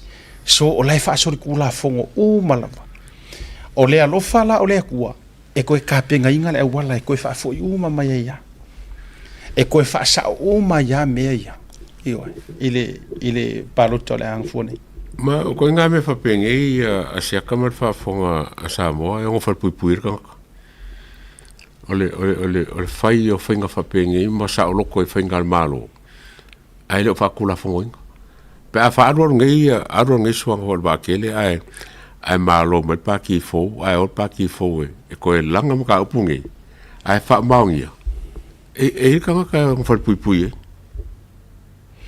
that's how serious it is serious ngale mele ku ole ola ule na tilo a fa fonga baile ma malu le tunu ola wa le foto utra no fa to au fa ilo to ale mele lo uloto le meta una tupu morta to tunu isa moa le a to ma fa fonga maua a pale le fainga malo fo marka ko kai fo male ko lua se fulu le ke uoro la ko sofa e uma ko ku lunga sofa ko lua se fulu o tangata tutoa I o le au kau kikionga le ile lua se fulu le tatu vang fa fai e nganga o fa yaku Samoa awalava nge o ka ko fa sa o inga tangata nei e fa alafu maso nga faya makafiri sa ngoa ya Samoa a ko ilalo pe o le taimi mai ai awalava nge fa sa nga e so sola ese Samoa re ako mong ya la ukala ave se o ka ofi mai passport ta ofi u mo la to tus for la wi Samoa awa o la ukala nge o ke faya kuwa e so sola ese si avanga ya wa fo ke lo la ko sixing nge isi sixing ko ke nga le ya o to tele na ya fia mela to ya mal ko keli la sixing nge la go fo mau po Australia po fia o kamaia nga o ifia so sola ese lo Samoa o kupu mo nga sa kupu fo ka sanga yo ke nga pa u ale o fa nga malo pa folo ai ke ko ro Samoa o mai isi fio ki fa a vai tato ye lenga ia te aulaia mo leanga I luma ai meser fainga pa loko lua filu wa o tau tino atu e tu mawar fainga malo le fast sao e se ele au vaenga fo malo le wala to foua ma ave fa malo sir fainga malo nga kauki nga ai kanga ka lauke e tu maulava a tupu la melea o la ukakalo le fainga malo fo lau sunga le la au le mali koa lau fionga le okalaki la mostele palau li lua ma ka lau lau so e vi fora o disile lunga o su ele le yang il disile o mo la ko ku malo o le fau kuanga le evakualanga o le fainga malo fo le fa au popo yai ma le si ko se fulu whaupopo iei malisi ko se fulu. Lea e, ole ao mai anga i le vaenga whaier whakoko i le ko sa mo ukasi. Ia po le se fulu lima fo. La aulia le mali e topo la tei vau Fosi Smith. Nganga i fo maunga ngumera kodu. Sui tai la fionga ia leo talaki la mostele sio palauli numero lua. Ale fionga ia toi lupe po mulinuku o semo. Fale a lili numero muamua. Fionga ia muripola ana rosa ale molio. Palauli numero muamua. Fionga fipulea i fa savalu fai batasu a sa lenga muamua. Fionga fuyono jenina. Fale maru Crichton. Fale a lupo. Fionga tama matua ya te beato. Fa sale le anga numero fa. Fionga ya fo isala lilo tu Yohane. Nganga i fo maunga numero lua. Fionga ya mangele se kati fiaui. Fa sale le anga numero lua. Fionga ya sewa muli fasi toma. Nganga e maunga numero lua. Fionga ya masina lupe makesi masina lupe. Le fanga mafale ya se la. O le fionga ya mayava fui maono tito. Fale alili numero lua. Fionga ya ua pau mo bola alo i tafua a inga li tai o i fo i o sui fonga fitalai o le moto Samoa. Fionga fisolai tu si upu tu inga mala a ana lofi numero muamua ale vena ale faleata numero fa. Tu ana si i leota si umu sunga tanga loa tele papali i poloa sa nganga numero fa. O le tō whamanu le leua pale tā sala talitau whaleata numero tasi. Sunga ya anga seata tanu wasapeto a ana lofi numero tonu. Ma le sunga e le whonga whitalai, le whionga le whonga whitalai, papali i ta eu masipa. Whasale le anga numero tonu. O le ko alua se furu lea. Ko rusul mau ki ngoa. Mau ki ngoa le koi fo i mai. Mau ki ngoa.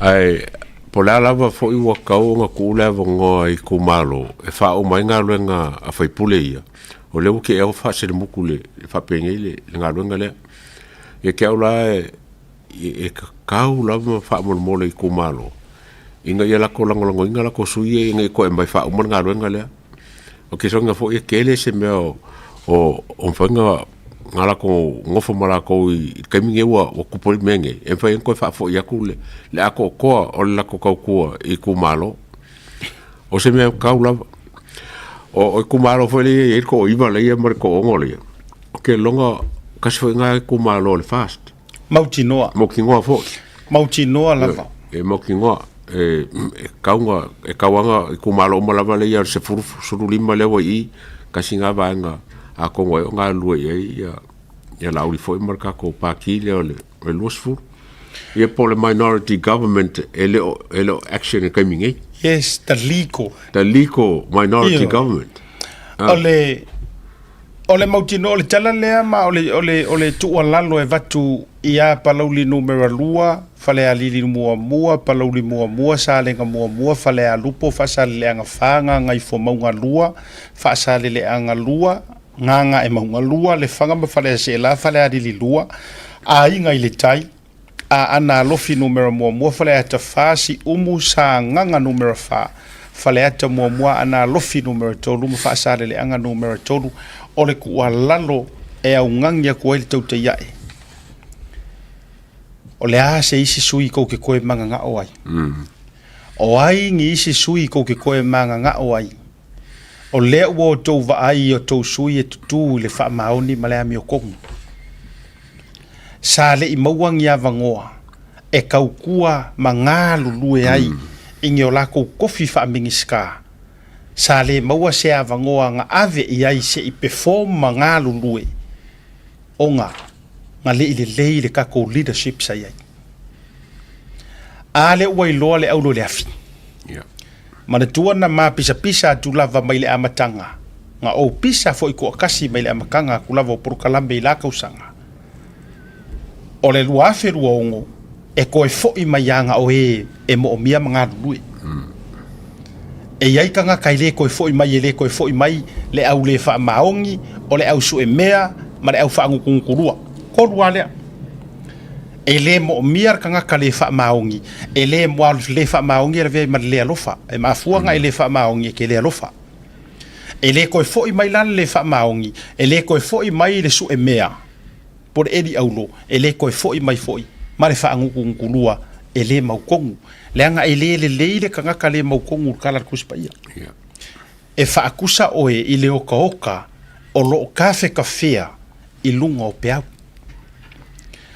lono winga la o le ua vavenga fa ailoa mai e le akua me ia ia kako ai ai la se mea kau ke fia ai i ku malo uma ia ngo ula ua ku ngei fa fe kai o le ua pasi le testa ko foi pule ia sa o le tau moi mai le kiro aku e ma fai e la ko ngenga fai nga malo ma fai kele ma fai o la ko experience nga ia ni si fo mai wa lava ma ko kai me e fai nga la ko o inga le vai nga fo e ka wa vele fai nga malo o ngi fai pule fo e mai sui le se fo lima le ma ke mo ki ngo lava e sui a fa po mo ko lima a ma ko fo la le fai pule fo mai nga ya o ko sak pa ke ale sa pipi mai monga ngumer kasinga fo ele si fas nga sa nga ke ronga mo ki ngo ko mai ele to fo mai le ta pipi sa pa tia tulua ele ko fo i vai monga ele fa pe ta te fa to tanga taleanga ai ele to mo mia se pa ki fa pe nga o mo mai o le mele ka nga si la fier ka ko yes ka ke lo ka alur ka o ke le ka ki ka aro pa ki le o le nga fai ala ba na tonua mai o fa maula ro inga le chapipi o ngo kanga ka ia ele le anga pa ki ai le anga kanga ka ia kong e o fai atu ta to le anga blau kala le tu lo na il temi mo il ma no tu fa so ia il suyo sat pitea ki kala ngoa ur ma tu malo la fa fonga mai foi la utafi na ma wala no ma te feilo ia e fingol masina tene ai malanga ko loa so mar fongo ne ngong mawa ku na fa ye la utala fa malulu wa ele o oe ele o long tangata anga le yar ko inga a o le pa ki le ngai ke ka alo mai ko kongu ma ngai ke a wai ai ele ko ye se fa ko ku ele ko e mo mia ela ko ke ka inga se ku se sila e nganga o faya le anga kasi le ngai ku malo o le o fingol mako pro ke ki le ai o e mo mai la ia le fingol pro ke ki longo winga o lai le yar ma fa wi or fai puli ai le anga ile mo mia se HRPP le anga ko ke aku fo kai mi ko ke HRPP se sila la o le o ko nga lu le mai ilunga or kai ingar fast sa lo tan le anga le ile fast ele va ko milionga le la u langu ma le ye me u fai pule HRPP ko ngo ku mano out city o angi ko me le sa fai mai le HRPP la vaia e se mea o fare mai foi la sak pai kia e o me o le van ka fai e ngisi o fai langi le folonga ma e ka kawanga ku se fare mai langa o ma ko sa ye fare mai mo fai ku malo o ngale anga le fa so e ka kawalanga ko fa fo e le o se mea a mea e kau e su e se maka ukia kelo se fai pule ma sea a o le poro ke ki le ar milionga le ua wale le iai le so kanga ngi so fai pule le HRPP ma o lato i tu malo ai nga mafua mai o le fa ko fa la ingar fa to le to sa mutas ma ngai ke lo ngala kasinga i ku malo mokingoa e mokingoa fo i bai mo ai mokingoa fo i ma ko group le o sa fa kalua le fa fonga mai la ko ko miki ma kam fa fo yo ngai ka ko fai pure fo mo ka ko sui va oli i sa fa kalua ya alo fa la fo i o ba kasinga va ngai e fa se fetei da wa ka makai oi a foi lu te fai i sa fa ole fa tai sa fa tai ele ioe me so lo ki aman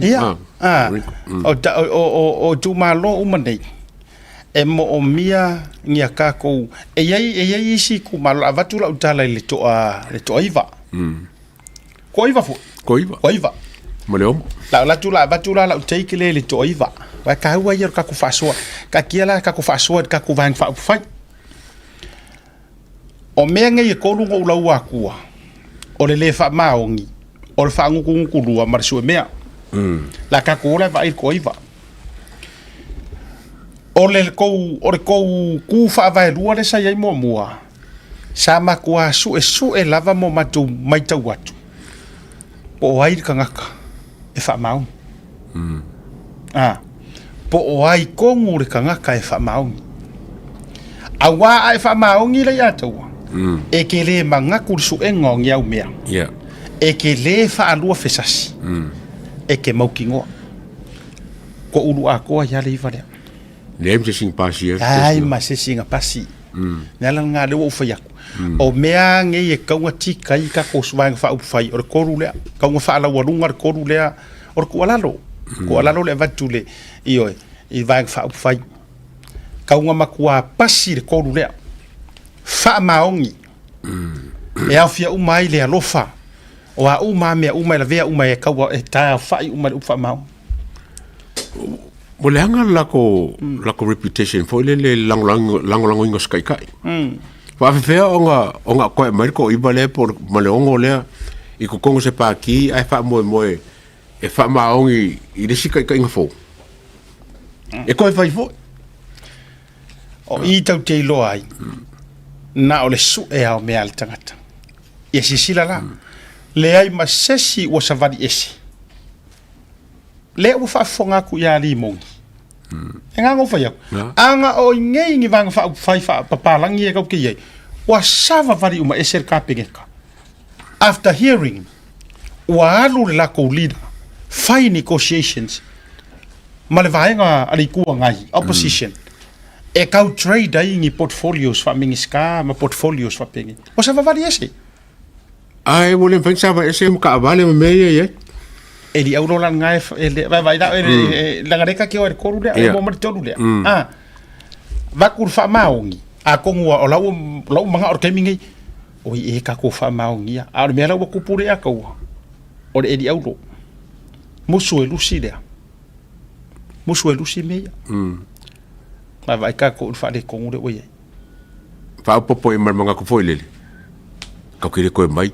Pawaringa kemi kau ke fuli lo e whani mele. Lulu! Lulu ulo. Pakua I lulu ua ia. Kufi. Tofi le mea uko ulu. Kufi was pa ume lang. Wa pae le mea. Wa pae le mea. Ioi. Le foi la o e ka sengi milionga ba le whainga a. Ba le whainga le whai. A lulu ka sengi milionga ia. Ka sengi. Sengi. Saulanga ia ia whamai. Ba me ka fiofi ia wole kundei mei kua. Langa foi lau kūru fale I runga oronga whangua.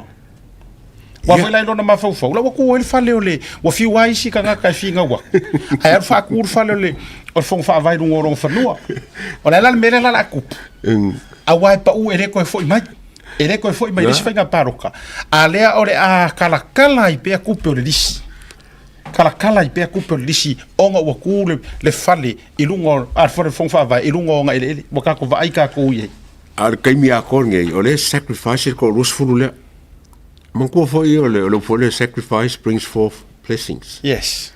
Or kele lo kinga inga. Or kele nga lo silafia. Or kele nga lo iloa. Ma or kele fanga famunga nga sau yawe. Or mela na le topu. Man tuata le ka ko manga ia your feeling or ka ko. Maongi. Ole su emea ma fangu kungurua. Fa maongi yoki umar le ko sulu. Oki leiva. Oi sulim ya manko lango le umu. E fa aruma. Yo fa kafe. Sau le fa maongi yoki fa. Oki uma. Mana tuor ma fu angale le na ese le umanga o fia menga ke pulea. E oki le meka ur fa maongi. Ele manga o su el fa maongi.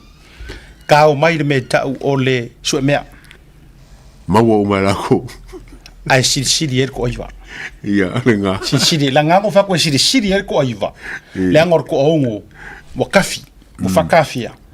Ai ko ku le ngor ko aiva. Fai le ko filinga. Ai jaunga. E siri so mea. Langa mo musu. E lusi ka vale malongi. Ko kongi ma. Malongi ma. Saudor kamarongo ko. Fa ngunguru. E mau ai for ko aiva. O fa ngunguru lo so pelo.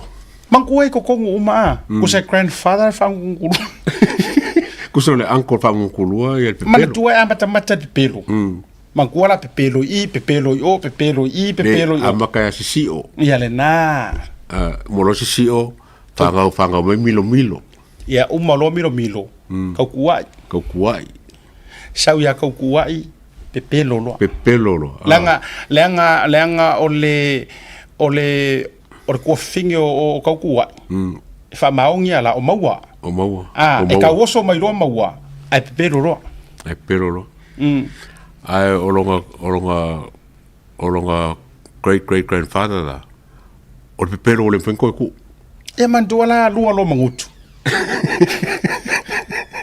le atawa o inga lua lo manguku mangu le mele fai de pepelo ngar kasiarngu ai amatua mamafilo ia walua la o le mela nga ma wai ia ngai kumaro le o pepelo ko ibale ko ibale ele nga ka pepelo ya samo a o siri nga pepelo la ko kumaro ko i fo ko pepelo le paki o te va me fa e se la le fofonga ave o le kumaro e se le fofonga le o mai ave le paki mantua e fa longo la kokuri me nga ya le ngo fi aka le ori ko ivaia nga fa longo o saur fo le fa sala longa al va nga fa fai maru kai fongo o le ava ngo muli fo le nei tu na tu le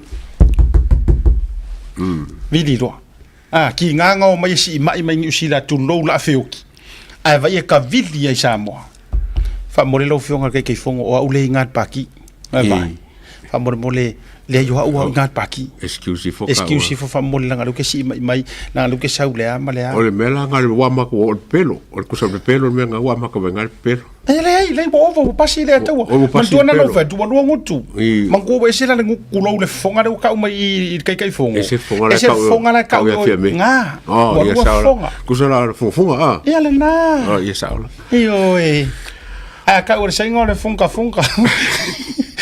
ka o kule po le fonga kulo la va kulo ole funga te wala nga ka wi mole kasi container mama ko ka nga usenga ye le funga container funga kasi container funga kasi kama kasi container funga ai long funga mama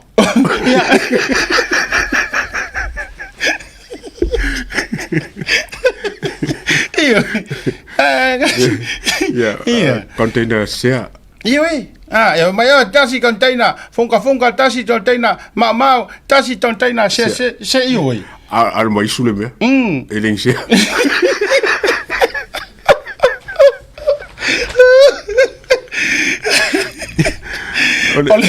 ka ko foi por ko imana le nga ngo fa ya e mamma far ko iva ia te au o ke kaule o manga ko kele ko ongo le nga wa fa ka fea e ala ngaru ba fo ko o la ko sui ongi sui mai nga ai se mo wala mo guarantee guarantee e fe o lolo mai le o onga o menga faire ko aiva ile makua o onga fa soro a ko o menga faire ko fa ro ofisilia fi me out pia kwala out cetric out for walo o fa maris out olo le kingu out longo wingara pa kai pa ofisilia ke o fi me ya etatia ya salva la si o la tole na filinga ia tia fo ya wa fo ile wa tau masetoa wa matua se taitalinga wa matua upu matala fa ko fo ke la longa e umaloa ave ile le fa ko fa la inga salva la si fo pengi ia la fo ile nga ke ko fa wa lai ku malo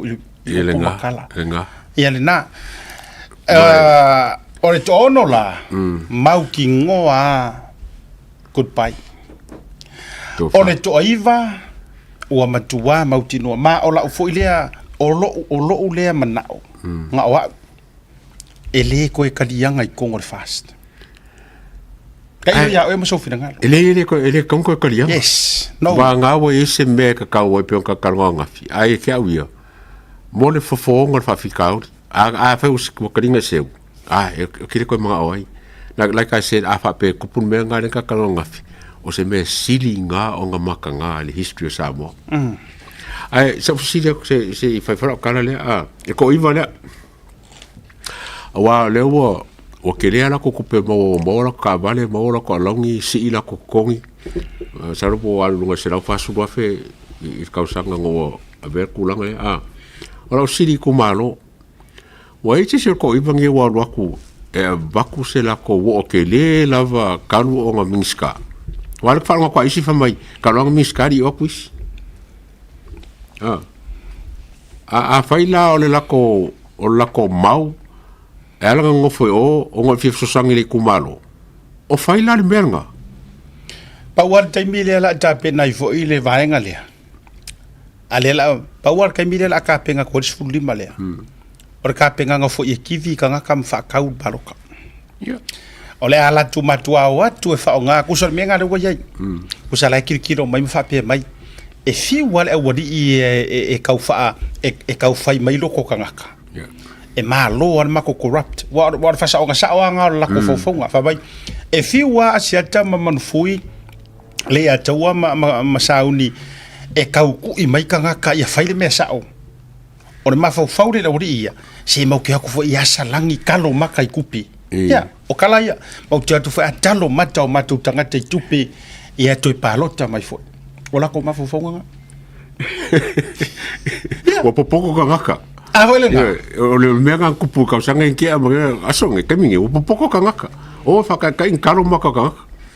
O fanga fa mo o ko iba lea por ko ngo fo yo e campaign lungo le o ko pengel milionga le ir se milionga al milionga fanga ko los frulea e ke le akurunga lunga ko los frulea fa lo ke le ngai ko milionga nga i lo ba nga ye la le mo le causa fo po le vo sa ngi la ves so e ka nga pipi mai o ko initial los frulea inga ia fai kauria ko malo ma ka kalango ile kai o pakide mai ora utala lea taua ele o se mea lea nga ento se fia me ele o se mea nga amaka fia me le milionga o le ale wingo la utala ele ai fo ila sanga me fa apea ko fa wa ni si fa nga paroka yo wa sanga me a foi le na ele ai ma ele o ye fo ise ko inga pakeki o kilo ia ile fa ngole ko inga e tasia le tangata mar vai nga fa inga la ko fa ia nga ola audi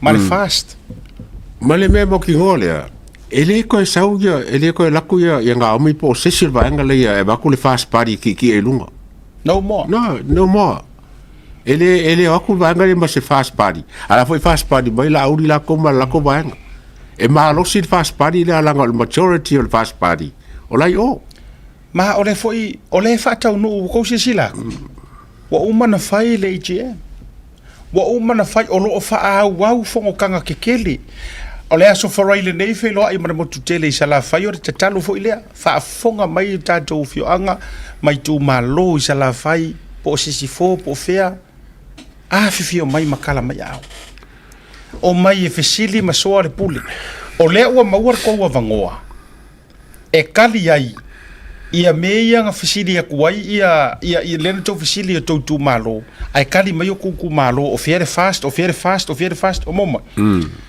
le ala ua maua le vanoa tau te tala au ko ke fesili sa o te sunga le kai fonga ma le sui ka i ma le vaenga e ko olua se fulu e maua sa o inga le kati ele nga karenga a fai wa e so ko sui mai il ko ivalea e kaiminge pero le por sui a sakpai ke o kemi ka ko kalango o ile ya la uli male ko ro se furule a wa fo fanga o fo o sa o sui le wa se por kalango ba ngale ya mole ai o sui ma ya o ko sui le fa o di mo spalok le na to no lava wale to yai ni na pa war mele yai ia e peia o ko inga suafa kuro peia o fainga o ye ni si suafa ia wana ni au falelea go mo pio ia o suafa ia le tau ave pele nei taimi wa o kupu nga sa yai nga o po ar kai mingi wana ni au falelea wanga o ngi suafa e kau wanga fai kau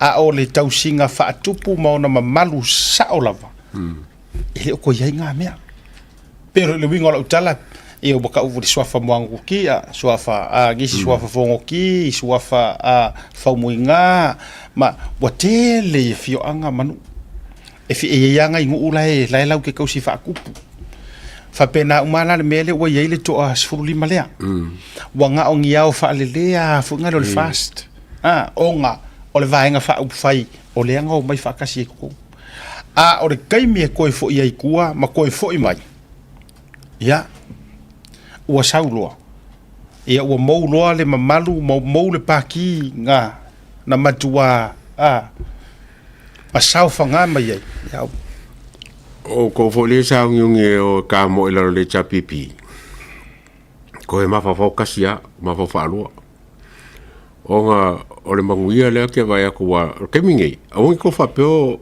ele ngi le o ko rus fu le fa peo lai mali lili se mema fe i fa ka ka mo fa nga palo o lai fa ila ko training o lai fa ila ko fonkanga o lai fa ila ko fonkalo o lai ba ku le li lang pong o me umala le fa va ngale inga ia ku lo mai ngi fidi i sui fili le ele ngaka mai le yala ko le ko se fulu limale ai a mai foi o le chapipi yala ko le o me siringa le anga o se kumalo lai lon me kaunga fai ai ora o le chapipi a le ola amaka nga solo le manguia ela ku i ka ko fenga malo fo le ma o fo le ma ke ku e make sure e fa manga ku yala uli mala ko va ngangi ia le manguia le ka uanga ia ku ia ka ko fanga malo fo la na tonu lava pe fo no fa yatu i tu malo le ele to lo se fu ele ai ma se ma salo i ku malo ngi ma ole ngani fo ile ma tu wala lo i tu malo to evere to fa to tuanga wale tau la u fa mo wale ka u mo mikinga ia e me sure to tua na tau ma fai ia ina i sui nei o ngai le ko nga male la hinga le me ku le mai i oi e mo o mia fo ia ke waia a waia a fa pe ke aru aru so ka ngor va akele ele o nga kasi lau fa ko fala inga ia ke ia te u ia mare fast alo ku ko kasi ia ku ko kasi mongi ala ukala o ke ku le chapipi ale ku ko kasi alu ku ko kasi no ile fetu se si o le se si o polea ta tote o ko ainga ma fa nga ngai o ko ainga kala ngoa sila le la ko fa kepa la ngai ka nga ka fa mangingo le issue le melea te fa pe mai o ka o piko kasi no sila la ma fa ya tu la pe ya e ai se mea ka ua ma se mea e kausi ai se file mur kai me karango ku la e pa ko pan me nei se mea se o ko kali mai e ai se mea kasi wa ku ai ngai ko ya inga ma se i kau fai se le lenga o ngi mea le ai se mea e ku loi lunga laure nga o yo laudi e ku loi lunga laule le valea o laudi e ku loi lunga laule fie poko fie me ku lo ke karangoa ku meanga le amakanga mai nga fo inga u sawe kuanga me umala vele ai masonga nga ya Samoa laule le valea o le fast e o i fa masingo sili laule valea o fa masingo laule valea o loia wa uma ka nga kai laule valea o le fonga fikalai o la fisiti o le ale ko inga fa kai inga le ko ke fia o ko ke run nei le ko inga paki fa pengi o ko inga kai o ko inga fa siri au pule le ko ke manga o ko ke o fai sila i ka ngaka lea e suso sila i ka ngaka lea e pipi ya kula epa limongi sa mo ko fa fonga i kala ngai fai pule e luai mai longa nguku mea le anga uma kulo anga upule anga nga fai ia vui upule anga nga fai ia vui ai makua ma pe ko ku bulanga vui morong kama kulo ai va ai anga upu fa sa usili e a mio valea fai mea valea nga i kai ko ruo iska ngaka kuro pongo wala o mea i wale vanga kaua mawai le maroka le fo wa nginga le hit and run sau nga fa makalanga vai langa mangulau ki wa sau fo ma mangulau ki o kale pengo fast ole fast e ngi fai pule lalo le le fai ai ola kulo ma fau e fai ngi ko inga kala fa pengi ongi mangulau ki ko ke o ave ko ngole o e fai le felau ko inga a kongo se mele fai kule pa lo fa pa mai limo a fai le winga le no fetu o ke o fo ya o ko wi ko ke run ni lalo ngai fu o le chapipi ora o kala foi le mala uru ile ele se mau ke fa kwa o le o mo fa fatala e ngi se o ko wi la o ese ke ro la kala that's the best decision ever o le best decision a ke le ro loko fongo koe a ke le o ko loko o ko wi ko ke kapisa fua le ama o fa kusko paki fa kusko ku angai Whaaku sa o kou kua ngai. Ia. O sa o e whaakuru kou kua ngai. Wau kena longa ai anga o kou e whairo kou kua ngai. O ka se amanga ia le leio o kou. Ia. A o le mele ua iai, ua mai mau le kaimi, ua maku a whaaleanga umare ko orua le ko inga lea, malangka mau po o lea. Le ua koso kuai, I la ingo sia kuai malo auia, kuro. A o lea e whaakari e kulanga I morianga ma mea whapenga whapsingonga. A lea la koso whaakaka, so o se tangata e pai e le limongi, e ingo sia fo. Ala ukala lea. E le ma so upopole kasi ia I lea ko inga kangaka kuro. Ia. A o la ukala le e whaiaku. So o se mea e pai e le lima o le li lea.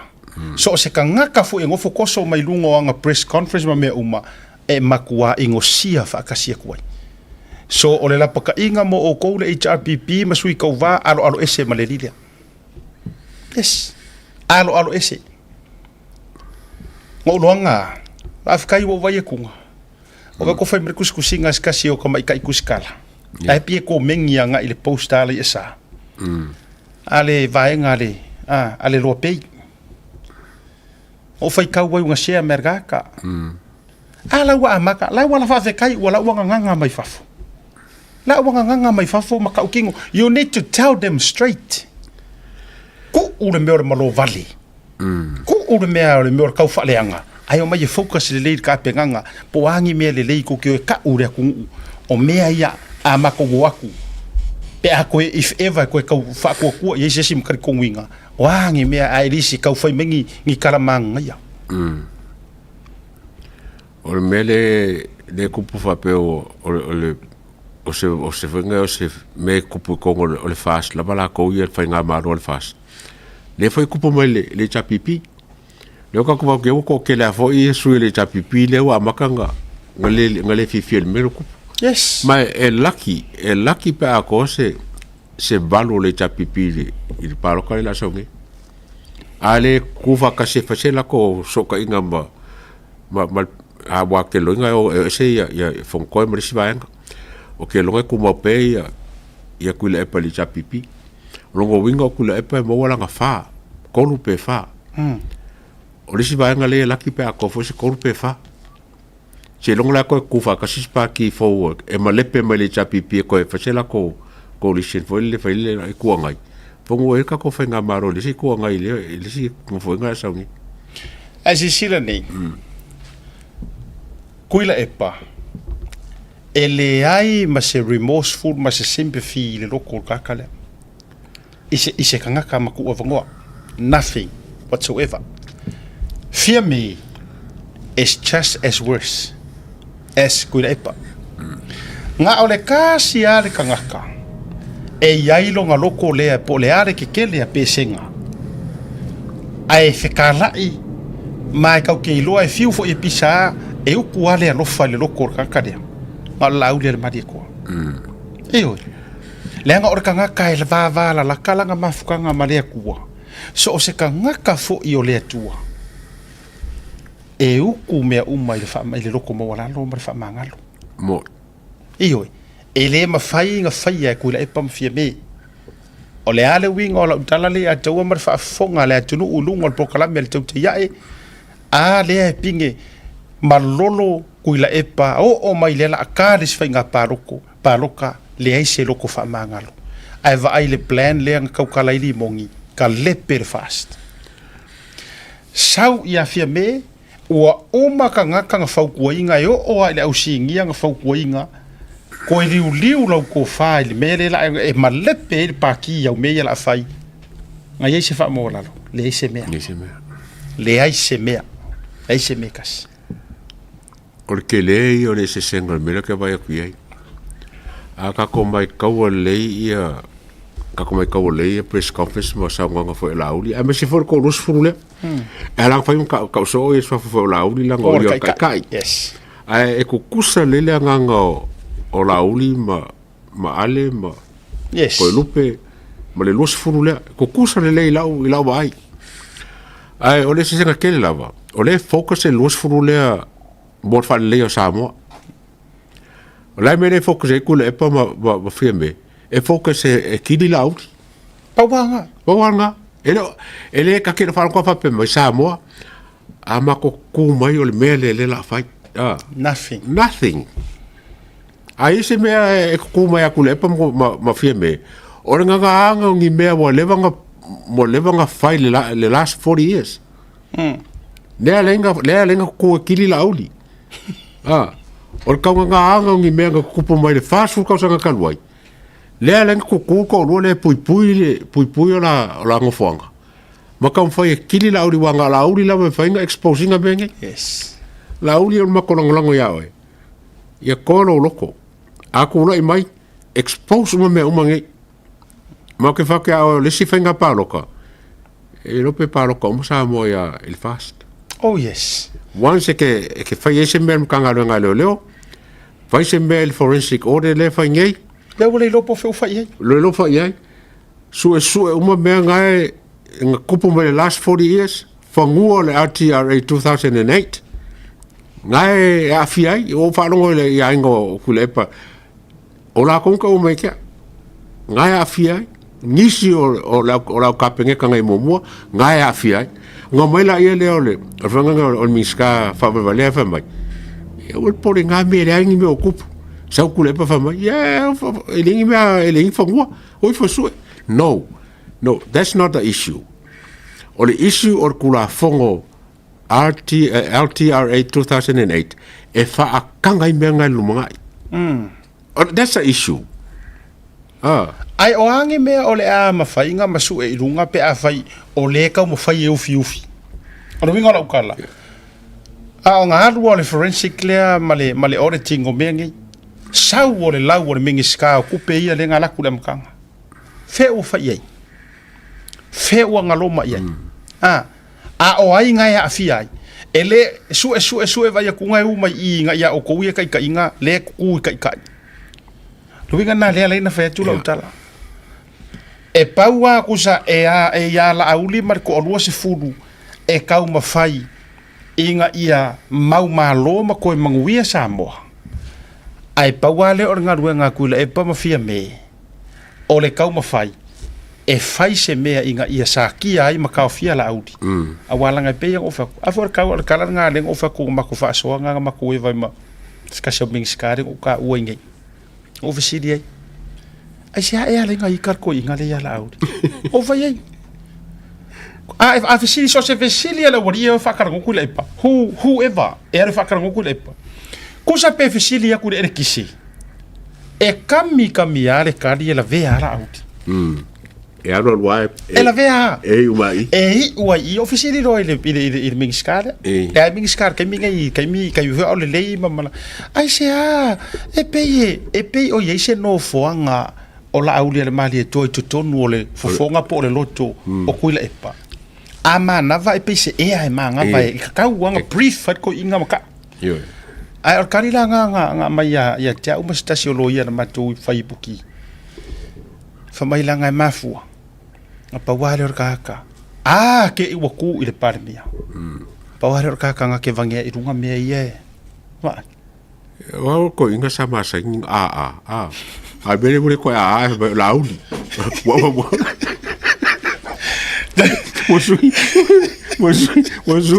Mosui de sua fala lauli Ka me ai mole sa o laut. E kifa sanga kala e sifo ai. E kifa ua fa tau talangia. E mafua mai. Tasi are kou le ngau wai. O le whaamaro si au fo lea i whaipule nei e to o lua se fulu. O lau whaamaro si au ma le sunga ya le ataua ma le tātou porkalame. Kou si sila mai whai kau fia maafe ka ngaka i e mai moa le porkalame. Aso uma e porkalame kau le fiafi ua ova ma le se lau wafe. Tangata Samoa la tau te mai moina globally. Ova aku ma lola pa loka Samoa. Ia. E pokala mo luse la wafe. Ore tu alalo lea e matita longo ma e le fa vai foi pokala mel tu te ia. E le se fa vai. O le lava e alua tu lava e alua ku lava e tupu ai fa tu i tau longo fa mole au ko fa ka winga ka ko paroka. aua ne ito e whaoa manguia o ngole ai. Aua kau ke whaia mea ia wo e ko aiva lea. Lea ngole excuse lea ko aiva lea. Lea nga ia la mako ai lei mangi mako kofi mingi ska, mangi mako ka vale, mangi mako aua. Ore manga vale o whaoa ai. Ai ole fa marosi au mo ko lu se fulu le wai. Kuku mau ma le malu lui. Ma ia alu lo ko kau ki ngai le li e peo la apostolo Paulo. Ma lo ko fa moe e le u le anga lo ko kau ki nga. Iyo. Ku mau ia ile fa ku mau ile fa moe le nga wai. Ma pauar ko ngaruenga o ile ku malo. A maua ko wavangoa a fifio ile ku malo. Fa soa ile ku malo. Sava vali ile ku malo. Iyo. Ol fa karinge mo ngupe. Ol fa karinge mo ngupe. Sava vali ile ku malo. Ai no le ku malo. Pakare le ka vali. Iyo e sava vali ngai ki nga ngai ka mama ku po a wala ngarue sava vali ia. Ele fa pe fa yaku o ko ka prove o ko le ai. Faia o se o langa sa o nga fa fai puli. Maka miro mo refio nga ya vui. Ai se me ngoi fa marsia ai lo ko fa kua ma ko a ku le ngor proclamé. O ko le ka penga mole mo kia fa. Ia mau le loko o se o ska ka kua.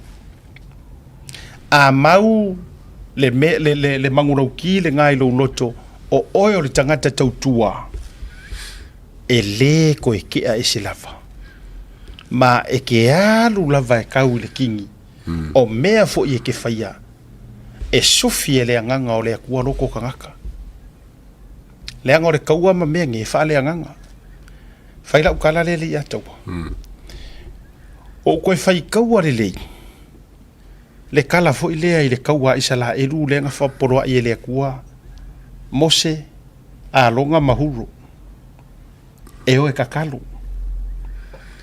whamaile o le kala le kuspa ia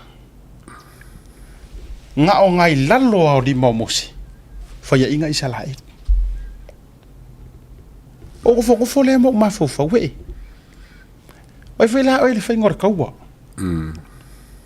e le fa apea nga faya inga isa la edu ngai lalo le odi mo mose ngai lalo lo di mo mose faya inga isa la edu longo winga o le kaua ko ke mangu malo ai e fa le nganga ku mau le anga pongi ku mau le kakalo awa nge i o ko masar salo ka akia i le akua e mingoi ma Yesu filoko kangaka le ia sko ngaru ngakeli le ai fa ngai le ku ka ko por kala me le tau tai e longo pu yeli e ku pu e fa ku e ka longo fa nga ma u ma le atau ma le sunga ya sauni manisi o tamali e o mai lungo ngi por kala ai nga pau war ko ngaru nga la auli mar ko ros fulu le ma o ko uma ia wa fa ka penga ko ke lu inga ia ngo fo ngai pe ka va ngo fo ngai ave ese le upule mana ya fo ko fa sa o ko kala ave ese le lui ave ese le kauva fa ngare upu ko kua ma ngai singa mangulo ma ngai singa va nga kau ki fa nga inga o ko uma ia le fa ka penga e kau kua ngo fo ia se furu male lima pe a fo kua i mai fainga paloka kuli vai ma ave mo iro roko ile ko pauanga le anga o kala le kuspa ia ngai lalo lo lima mose longo winga o ko wie ko ke fusu ko ki fau ele o kawa sa o ngai fai o ko sa ili kanga ka o le ku sa ili au ngale ku au ko ke fa le ango au ngale tu le anga o kai mi ai lalo ai limo au ngale ku ma fuli mai mo la ku ifo malai kongo ka ku mo ngiale atu ko fai kau le yar kuspa ia mangingo ia ele fa pea nga fa inga o isala e ruralo mari mo se bore ko fia no nga la lo ri mo se fa inga la nga polo ha ia ile ku huro ma alonga ola ya e lifi lunga li mo se fa malo ko ilunga ia sanga malo mangu malo i pe isala itu por ku ala lor nga le wa ku fa ku le tu sa mukas e le mfenga vele HRPP la nga ele o ka o se fa ku ile ku isala ko ngo ai ma fai o nga fa ku fa le nga le nga yo nga kasi le fukia ma le umele ile ngor va nga fa ile to moi ole marie era ka makamaka fai kaule kele ko mengi a mesia ka kamakua ole mele ke va e kukuso mai ka kamakua sa mo ngai i fafo ole mele kalo malang pongi ese le manga e makamaka a me fa ngale fai e kalesia ai longo ese kalesia wa ku o ai me ki ko TV le fa ngaloku o ke i fa longo fa kasi wa ese se kalesia wa fa se fa marsi au le chapipi nga fa marsi au la va fa nga malo la fa ima ya ku fa maong o lo puvole fa pe le lifi lungo lima fe ka wile lei e ku lor ka kaloma la ngapongi sa mo o nga la fa le kongwa ai fo se ko los furu le pa umai o le leuska mangaya I like that. O le leo sky. O lewa yei lava au penga ya o kou. E koke koe fo i mai ai. O la fo i wa loe o sila fia e ku malo, le me kaunga fai. Paula me or kongeki o kou i o. Ako le fai lo la me ngai pa umar kaka. O ke rongo fia kaka pa ua kaka ngau le sky. Wa fai i longa maros. Wa fai longa maros. Malonga poko. Fai longa poko malonga maros. Ai ngalo e lako so kanga lea. Ma lima ye sisi o ka mama ki ngā mākua. Ai maise rau fai loko ma e kalesia. O le ka kalo moko, o le ase menga le kusa le wa ka pako umala upenga ka kale anu fai kaua. Ai me la fai kongi o loko. Masaro salo. O masaro salo. Masaro salo e fa ale ngorua, e la vea ala i me foi le fa loko rua. O le si me siring ka ua asiaka ka i fu mar fa fonga mai ka ko pakima o Samoa. O ile nga fa ongo ua ka mi wa ke ongo sa idingole o ka ko sa konga. Lawaki. Ngam lo ulu. O le mako great grandfather asiaka ma ngaolo. Ko kele. Ke vanga ngamula ulu. I inga. Sava ya koa anga kofu sia uma pule ongo. Maola ko o masui o mai o ka fianga. Ioi. Now, let me say something. O sacrifice nga fai kaka nga. Le waren ko los furu. O fa le kongo mai akule e pam fie me mar se furu lima le ma sur baru le o pa fa le kongo. O la konga. O ala ko e fai lo la ko fa au mo le a nga e fa ua le fai e ma ko yo ke kai pe fo le kongyo nga fai le li e a nga le kongyo nga fai mo ka ko ska in fa lo fa ko le li o nga la ile kongyo o le mele nga fai e ma ko ye nga fa lo mengi o kongyo nga mo sa mo sa o le a fai la e le ska i ka nga kai kongyo le e ro ka kai amo nga isa kaulo a la ko sky ya ngala et kong yoro lenga fai e le au banga ye nga fa o ka ko ma ole mana ia ole ta fa soa lenga a ye se e te tau ona tato e fa manatu e fa le nganga le kausingi onga le fai e le fa arkingo ai foi or kala le ko ya seru papel e le ole fika e le ole malosi longo winga a o mai fa nge yonga po ele o au kupe, ele o fale, ele o au Ford Ranger, ele o au pa povi malava. E ke wha moe ke kū mai ai de paloka, le ai. A o le nganga o le kua, o le ale winga o le kala. Pa wale o le mea ke whaia, wha maongi, kakalo i le kua mai angapongi, ko ngeki lo ku malo, kau kua i lo ku malo. Fa longo ko kai. O se kai, me uma fa penga e pia o ka ko o golden principle, ma rules here, ma doctrines o le life. O me fa penga, o le ala o nga ko ngeki mai le o le tua, e kongeki mai I loko o kangaka. O le formula le ngā kākou. Kuri vai oe, ma whailau ngā ruenga I rau kumalo. Wha maong I rau kumalo. Au fo ingi vai mai le kumalo, se lo ngai lakar palo, kalang or kele yo fai pule. Le fo e kau ke wha soa la vea marka kourua se furu lea. Aua nge I whaakali le kumalo, se I longa lakar fai ngā paloka. Ia, o ngā vai alo le wa kele ngā taena ku pefu yu kalau ka vare pefu mai kai le ai. Mai e kai mi whakoa e kura iai. Se ia o le kai me whaasi fwoi le paia inga e le ka kaunga e misi. At least masi nga kai kasi. Walanga e understandable le kau leo o kanga kai sa vai a o la ukofi mingiska. Yeah. Le nga fo ila o la full time job le nga. Se vangala le weekend e ka kaunga e whaima e mei. A o le mea la lea o le uma e nga e ke sao whai le kua ngai. Le ai so ko finga lava o iai. Ai makua e leo o isa vai. E leo o I kua. Whakoa e li lia I le kaimi walaka whinga pa. Ai a fai fo e fa le kongur kaimi lo kia. Ke le o la bangole fai fa sa oi. Fai lo I kumalo lo se ma lo salamo man me fai. Le la fa sa. Ma wala mar kaimi le ko ke ma fuka mar kai mar kompaki. E awale lu manga e Samoa. E ke haru ko fa sa me nga mo kumalo. Ma mai kasi na mare kumaro fa ko kwanga ya o ko umange no se furu o ki fi vai wo mai mo no se furu le mau kingoa e mau kingoa e nana o fa ya tu ma ile talo mori tu malo ngango ka ngoka ungangi leanga ua faoa le kako fai nga malo le lei ai le ikaulau o ngā ruenga ngai ngai kamari o le ala le winga o kala asiata mali ataua give them a chance. Yeah. Give them a chance. Koe ave I se avangoa. Yeah, langari umala ko 5 kausa. Ele I lava se 5 kausanga aku urfea sao. Ngare fa kausanga ia koru.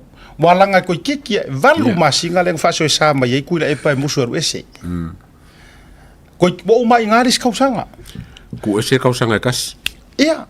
Ku ese la kausanga kasi. Ku ese mar kausanga nge. Ia, kausanga. Mar koru kausanga. Ngare koru a kausanga. Lenga kau mafai mai ai ngai ngai fai puli. O le la se mea nga mafai. O le fo I se mea nga le a wa. Ia. Koe ku I se avangoa. Ku I se avangoa. Male fa akua kuanga. Walava ro la ko kukur I paki. E fai ma fa maongianga. O lo la ko fa maongi I kaukonga. O lo la ko fa maongi lea. Ele fa pe foi a me va ia kwa I de paki e feo ki ma a to sisila. Ya wa esele me o boyai. Ole vaenga piko I unforgiving la va ia te ule atu. Ma o I ana amatai a efisili mai ia kia. Ai se anga makai nga e rusilo trust ia fia me. Mangwale te wala ngo leva ngo pisa de mele. Leva ia. I think ole 2 years ago nga makai longo mai a ile aso nga cancel ai e fia me leo aku kanga kasu esu le kanga mali wai ku au lusi nga lo fa ku ngor kai ka e pei fo I onga lusi lo fa ku nga ya ku ile epa ile mea sa ya kope la winga pili fo ngai ma me e kolu o inga makua I o ku makeke e ai boya e kakauanga I se turning point o lowo langa I kei loa ai. Ua lusi lo fa kuanga I lau kai kai. Ioi. E fa penga.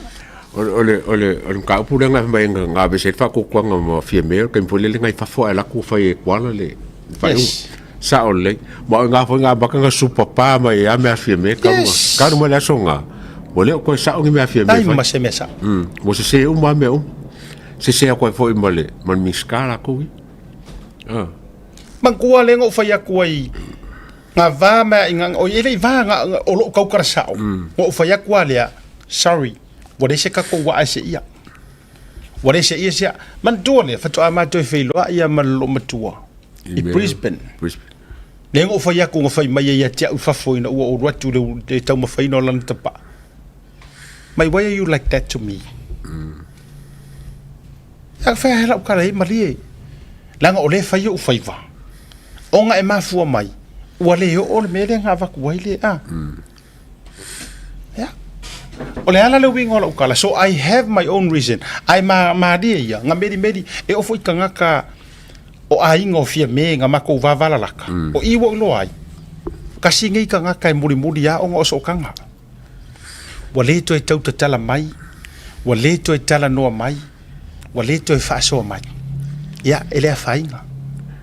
Ele me maali po le ongo masinga kaluai. Kai meale ka kopisa me. E ka kai makwa close le mfia me. Close. I can tell you later, but ele skanga ka ka makwa close. Ka mfai e liwa o malo o nganga ya fia me ngo ka amaka ka ko kalango me ya kupu mai so me ya lise me penga.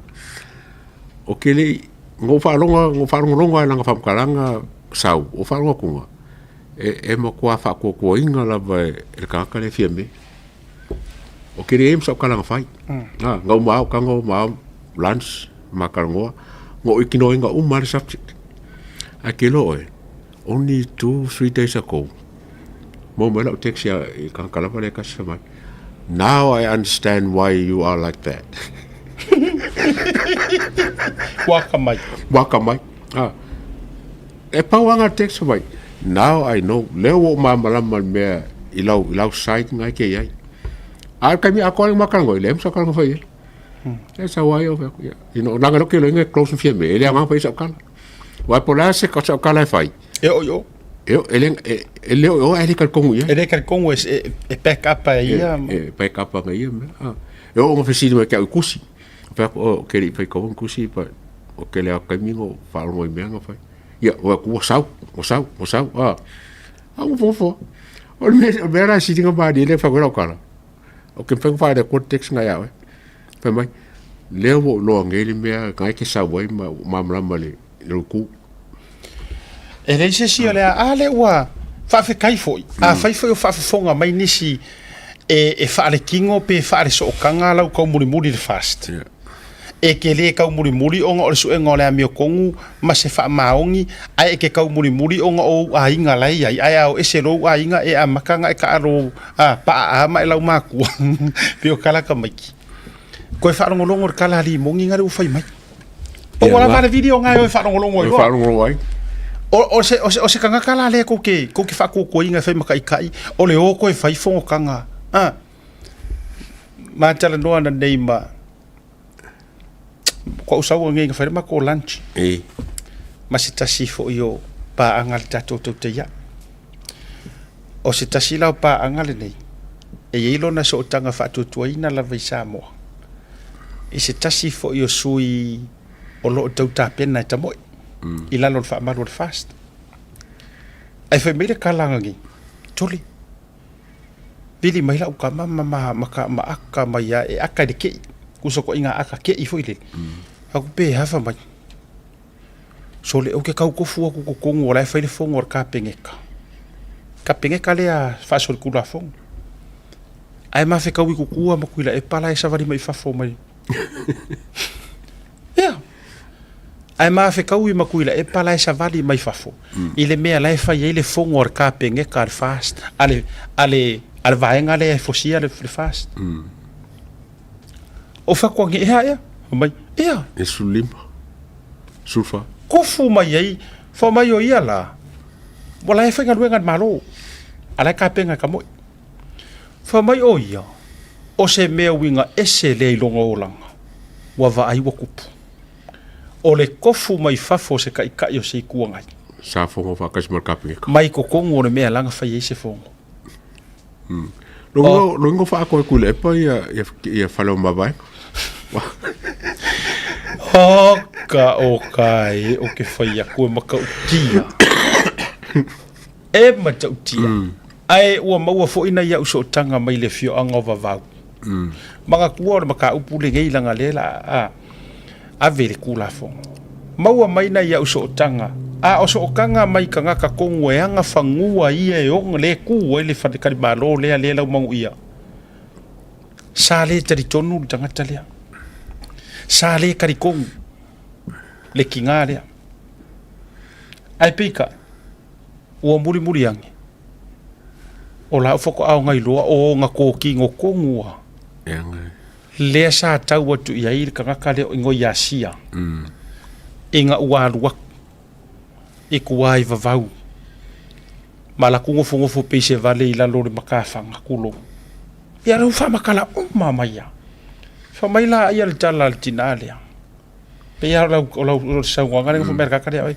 So now, now we know.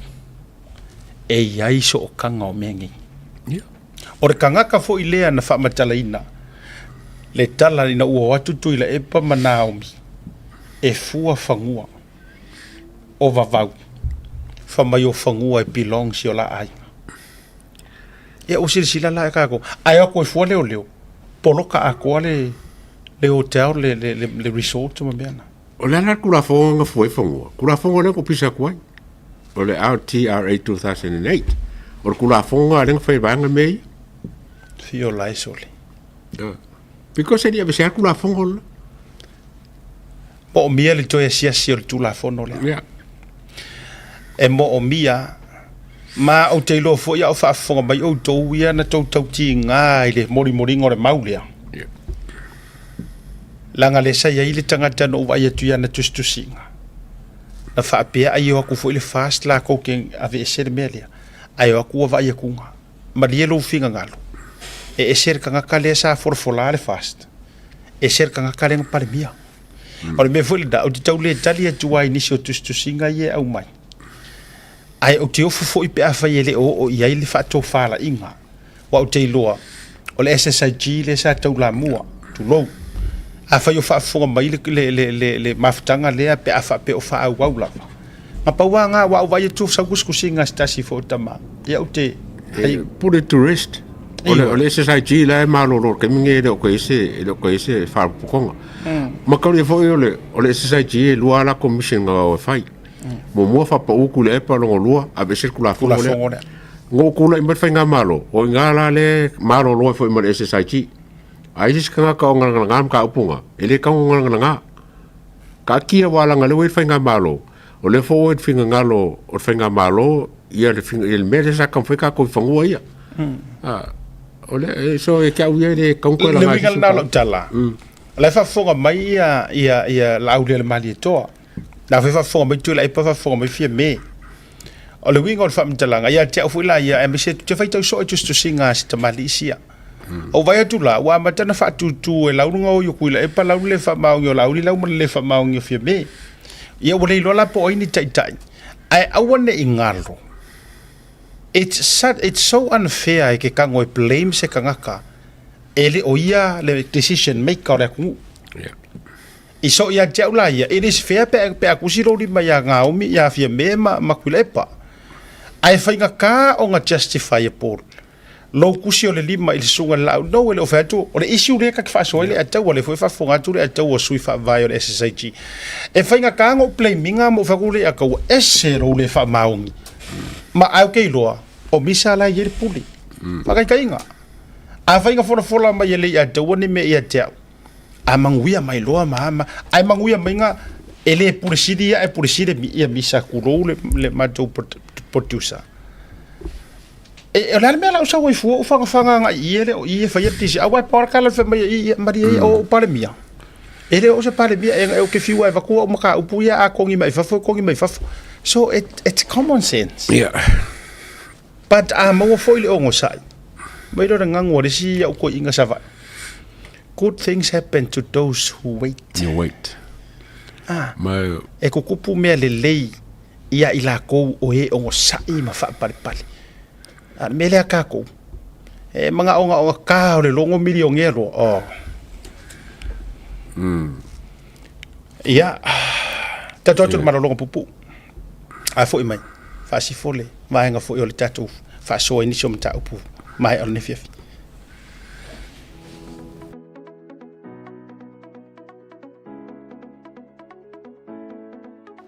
Hey, have you signed up with BlueNet yet? No? Well, let's fix that. Head over to www.bluenet.co.nz and hit Join Us today.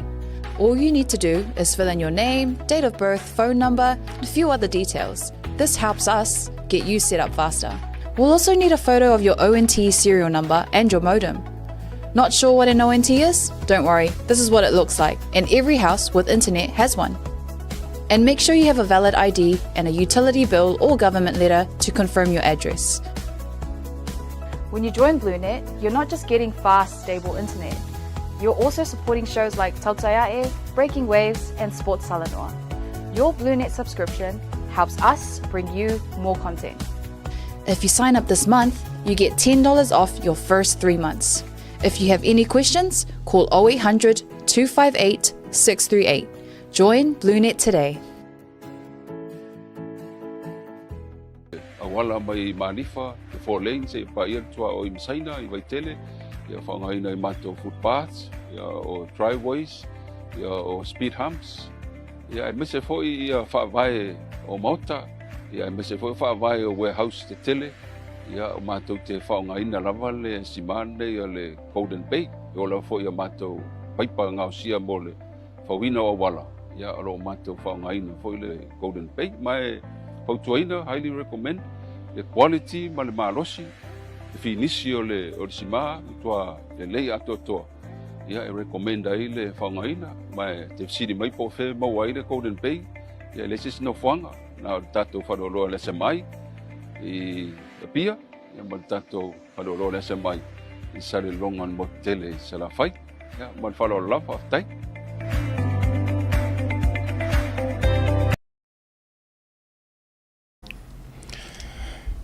Tei wati lea ua joe se furu minuta jalo le Julai ono o ta fo ile ono fa si fo le tatou por club le tau te ia ile dei fo ia fiafi o le aso lulu e pe ona ia ile swinga le ile ta o le tolu ia fiafi o aso lulu te tasi ia o mana ia fo ole o fa ile tatou por club le tau te ia fa tai fa to fo ia ile sunga ia Godfather ona o fa avno ino fo lo te mi wa ke mi le ka sa ka malo ia polo ka kusi ko wingo ka ia le fiafi ka malo to fa mana to tatou papakiu ile aso to ona nei fa mole o se swinga le o tatu o le tumu mare to tele o tangata ia o so tai mai le ala o sui ele no foanga o nei la vai manukau a le o to se sila mai lunga o le o tatu ile le unit 2 pa o dash 143 Cavendish Drive manukau o luma tuala o le mana yo le tatu warehouse le fasanga mai o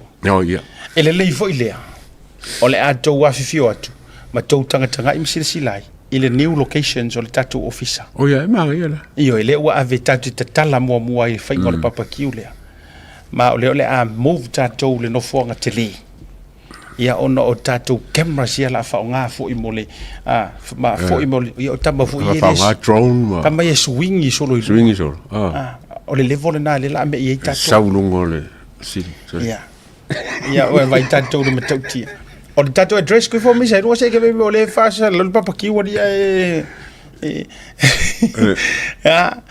o vai ko ka o mi sa pe e se me ale le fia i mi sa fa i karoan kofia le o yesu o le si pe o fa di ia ma fai me fa karoan kofia o ye fe papa ki ka le o la do o ma fai tatou to finga a si ma le tatou address le na o le as to na nei le il papa ki o te ba o ma ia ile o fa sa la o le tatou officer lela o mo fai ko finga o misa lesi ma se to si sila le si onga umu lesi si to si sila mato wai lua mato producer o misa male sunga ya Ryan la o le tuvalu o misa o le falata ele o sa mo falaka ya o le auto si sila la ia ile tangata ia le si tangata ele fa sa mo ia fa pia o ia se tangata pese inkia pese Sri Lanka ia o sunga le misa le si ka ko papakiu o to o ma Andy le si papakiu E kofura o mo me pe. Lai tofu a te tasi ile a. Se tofu tangata malana papaki uperna fo nga. Nga kofu kwa kama. O sala o misa o tole foa o ile ai. Ai tole foa. O sui me wisi ka uso nga. Na for kama o mai o ko ko sala. Ala me la ku ye. Le la sa o sa ko ke sa fai. Ke no, mo kwa fia la mo ko i basa ka ku finga ingo. Ya, si faitalia ia wai pa wara mea ngoro o tui vasa. Po le le te tele mai o tui vasa. Pau wara kali whaasingo iai le taula. Or kama le awa i le taula. O le euro. Ia. Ioe. O le le i ka saupe o le sau o le awha. E kere ngaro ko le fia la kwa ka mai. Fa me o ka o kuso fai uma kofinga e rinka kofinga o mo ka ngoi lo le ka ngoi supervisor o le mea ka ngoi le mana tuor mele le mau ka ngoi supervisor me fa pengi o le mele le mau le meo le i o lona olanga a joy fa foi le ia le fenga ruenga ni fa fenga ruenga i le lo sana o lona to lua ai fenga ruenga e nga ngofu ngofu fale e le mala la i tu langa foi le ranking le fonga le chat for le organization ele ma fai le leadership ele ta auto me supervisor fa pe ngi support isa ia ta auto supervisor mo nga me ngi support ia fa ku fo mengi fa me ola fo mengi ba so ele ma fa ta ki dei for kai me ko fa ma o lo ma ke le o le mele fa o le si ko a ko la va pe se mala la kapi e ia to baenga ia mua ia malbanga le sauni misa sauni ora konga manai e kusala leading hand ai sauni nga ia mele wa fakulanga leading hand ia sauni o le processor ia misa ia a supervisor ia ia fumongo a pulisiri ka u ia ai hitman ia Oka wanga onga ki mar camera. Usa mana tu foi la. O te host kuso ke sa fai. Nei sa fai oi na o lo fa foi ya o le so le langa be ka ki mu le so le. Ele a wanga sa va. Usa la te sa fai le lungo le lau. Yeah. E ke anka. Awa ule la o ke sa vadi. Yeah. E sa vadi mai le papa ki, le papa ki. Mas sa mai sampo no mo. Ko. Mai sampo no. Tira ya. Wala. Usa nga wala kwa kofo i or sampo. Yeah. Kofo i or sampo. Nga fa kwa. Le kofo. Ele so garo. Ele so garo ngar kofo. Ya le yo. Ya nga uma va ku Ryan. Ave me ye ode. Le foi nga mai ku se pala ia a makulei. Fa mai pe mo so nga bo fa nga ngai. Na tu saura sko nga. E ke alu le rate le u fa fa pu.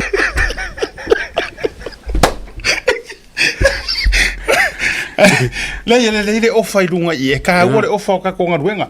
Na tu se uso whamore mole. Sau o lea e haru le rate. La si i oe waranga o fia le rate longo vea ko a vesi fing i ngai kangaka i ngā whinga ruenga. Sufiku kara. Sufiku. Ku le lufu koru. Le ai. Sufiku lima susengi ku. Fasidire lima susengi. Fasidire lima susengi. Sufiku lima susengi. A fa ka kampese o misiruki le whinga bangia. Oi ka ro fai. Apalai mai su. Apalai. Le. Oh. E lua e ke lua ko lua la misi rungo lau. Fa sala lau o le enka le host. Ai ingi ala ki kala koi. Ingi. Mangai. So mai misi ko nang ke ro fo ekimu. Na ngai ka woso vai ko mano. Ka ngu. E de mai o ro ila lo fale fo ile wana ngai ka ai o ula ia pe o ke sa vali le papaki. O sa ke alu e ma fa ko pe kope le wari ia le waki mai o le sia unga ruenga o le fa felo i o tangata o se le se o rua ma misi e pa inga wa ke no o se ia o se wala ma fusi songi ma fa solo mai e fa la ka fusi o la sole wa fa mai ko basa ai foi a fa fusi wa ko rua lai o rua misi fa mero fusi o fa mole le suwa fai mara fusi o amis o ula le la kwa fai la ula fala mala langa ka o ferwa ele mo miela le anga yo lo fusiwa ala nga ruenga ka pos wala nga ole a foi la ya fusi singa la ya fusi singa de mixing or salaki to u fa o salaki to u ko u fu mongo mala u pepe il salaki ko u yai o me ia ufi pe o me ia uma kwa fa sala wa tu ela te to rua ile wori ia yaso ve yaso ai salaki Maria.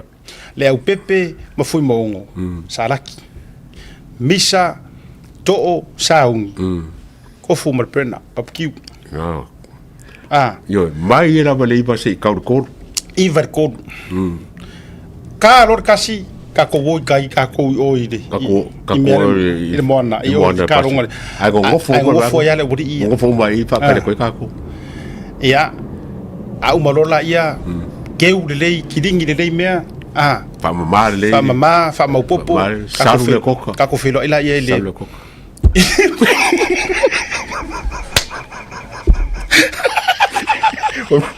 O kwa ingo ka ko. e kage au ngi e kusa wa ka wori papa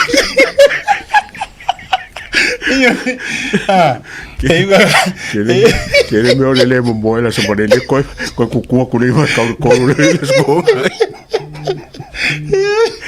Ioi. So mai matala mai au e fa tau so papa kiu. Ioi, o le fa mo nga atua. E fa ilo atu ma tu por kala me la so tai au. Yeah. Ma le so for really. Le fa mo nga atua. Atu atu. Ya, ona I papa kiu e ta pena. Ale tatu officer. Le Blue TV. E le foi la lea. Ato wa fio mai. Fa kaulo papa kiu. Po elo waka. Mo le taimi mua. Ya, mai la to mo la finga wen. Free le. Free. Wa ke de anka cha chinga ka free mo la so le. Free la solea de free. O ka ko finga ia. E la ki e nga vai go e le sa wen ma de sa wen. Sorry, o me frega ko papa kiu le so tona. Tato fero ia. Tau rungal pok la me levanga la fiafi le tau se me te ngalo. Wa mai a fo I wa le ka ko me foi ka. Ya, tato felo in te masan. Hopefully ma le sunga fo ia sauni. Mo se ngo. Ya, le na sunga sauni seleni. Wa kalua ngo wa ia wa tele no wa ia sauni o inu kofe I le mor. Ela mo le lo ro fa to saun. Enga. E kaura mo mo le ai. O so ke me mo. Tawarungan po. Tawarungan po kana mer tag tay ali ang mga may yung mabibisi. Dato feiro ile so tayao ile tato taimi masani ile tarfa. Maya sia tamale ya tawa alofa tele mo o tau soifua mai manuia.